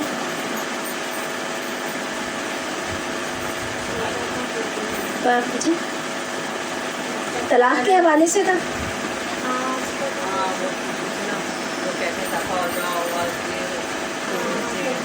वो इसकी पूरी एक कंडीशन होती है, तो ये जो मुफ्ती होते हैं ना उनको बताना चाहिए, वो ही बताएंगे इसमें ना, क्योंकि इसमें बहुत बारीकियाँ होती हैं। ठीक है, तो इसमें जो मुफ्ती का नाम है ना उनको बताएं कि वो पूरी कंडीशन देख के बताएंगे कि क्या उनके अल्फाज थे, सिचुएशन क्या थी। ठीक है, तो वो देख के इसका बहुत क्या कहना चाहिए, बहुत हसास मामले है ना ये, तो इसमें मुफ्तियों से जो है वो हमें वो लेनी चाहिए निकाह और तलाक के जो मामला हैं। हाँ हाँ, तो आप उनसे सही से वो लेना, ज़ाहिर फतवा तो लेना पड़ेगा ना, बहुत बारीकियाँ हैं इसमें। अब जैसे कि मैंने ये बताया कि निकाह भी हंसी मजाक में निकाह भी हो रहा है, तलाक भी हो रही है हंसी मजाक में, और नहीं वली के बगैर निकाह नहीं होता। अब ये मुफ्ती ही बताएंगे, पूरी इसकी बारीकियाँ होती हैं। ठीक है, इसकी पूरी बारीकियाँ हैं। वली के बगैर औरत का निकाह वली के बगैर नहीं होता। चलें दुआ कर लेते हैं।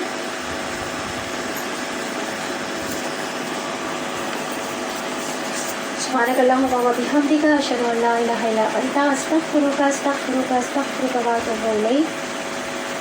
बिस्मिल्लाहिर्रहमानिर्रहीम अल्हम्दुलिल्लाहि रब्बिल आलमीन अर्रहमानिर्रहीम मालिकि यौमिद्दीन इय्याका नअबुदु व इय्याका नस्तईन इहदिनस सिरातल मुस्तक़ीम सिरातल लज़ीना अनअमता अलैहिम गैरिल मग़ज़ूबि अलैहिम वलद्दालिन आमीन। आमन रसूलु बिमा उन्ज़िला अलैहि मिन रब्बिहि वल मुअमिनून कुल्लुन आमना बिल्लाहि व मलाइकतिहि व कुतुबिहि व रसूलिहि ला नुफ़र्रिक़ु बैन अहदिन मिन रसूलिहि व क़ालू समिअना व अताअना ग़ुफ़्रानक रब्बना व इलैकल मसीर।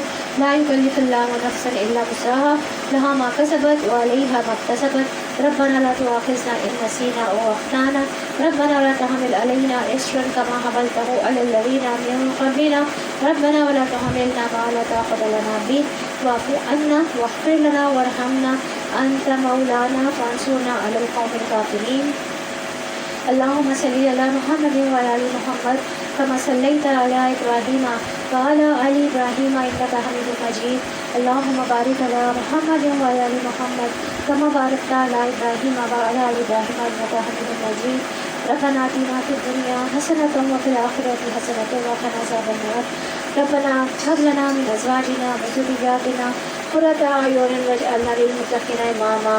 रब्बि इब्नी ली इंदका बैतन फिल जन्नह रब्बि इब्नी ली इंदका बैतन फिल जन्नह रब्बि इब्नी ली इंदका बैतन फिल जन्नह रब्बि ला तज़रनी फ़र्दन व अंत खैरुल वारिसीन। रब्बि इरहमहुमा कमा रब्बयानी सग़ीरा रब्बि इरहमहुमा कमा रब्बयानी सग़ीरा रब्बि इरहमहुमा कमा रब्बयानी सग़ीरा। रब्बना तक़ब्बल मिन्ना इन्नका अंतस समीउल अलीम व तुब अलैना इन्नका अंतत तव्वाबुर रहीम। आमीन।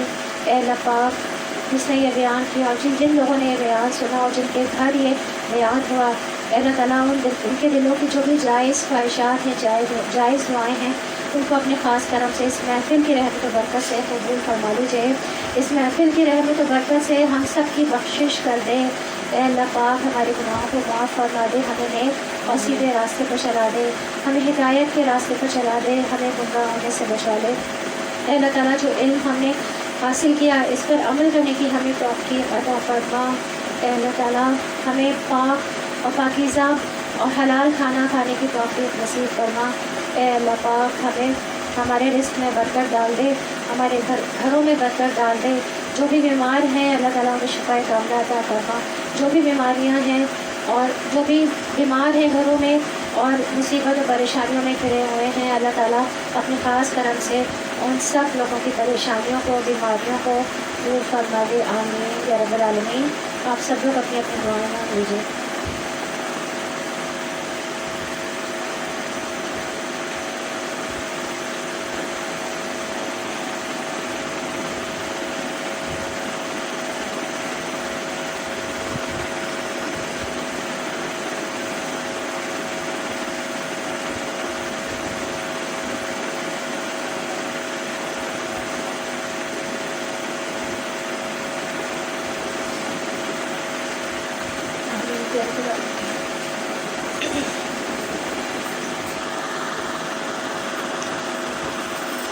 سبحان ربک رب العزت عما یصفون وسلام علی المرسلین والحمد للہ رب العالمین۔ السلام علیکم ورحمۃ اللہ وبرکاتہ۔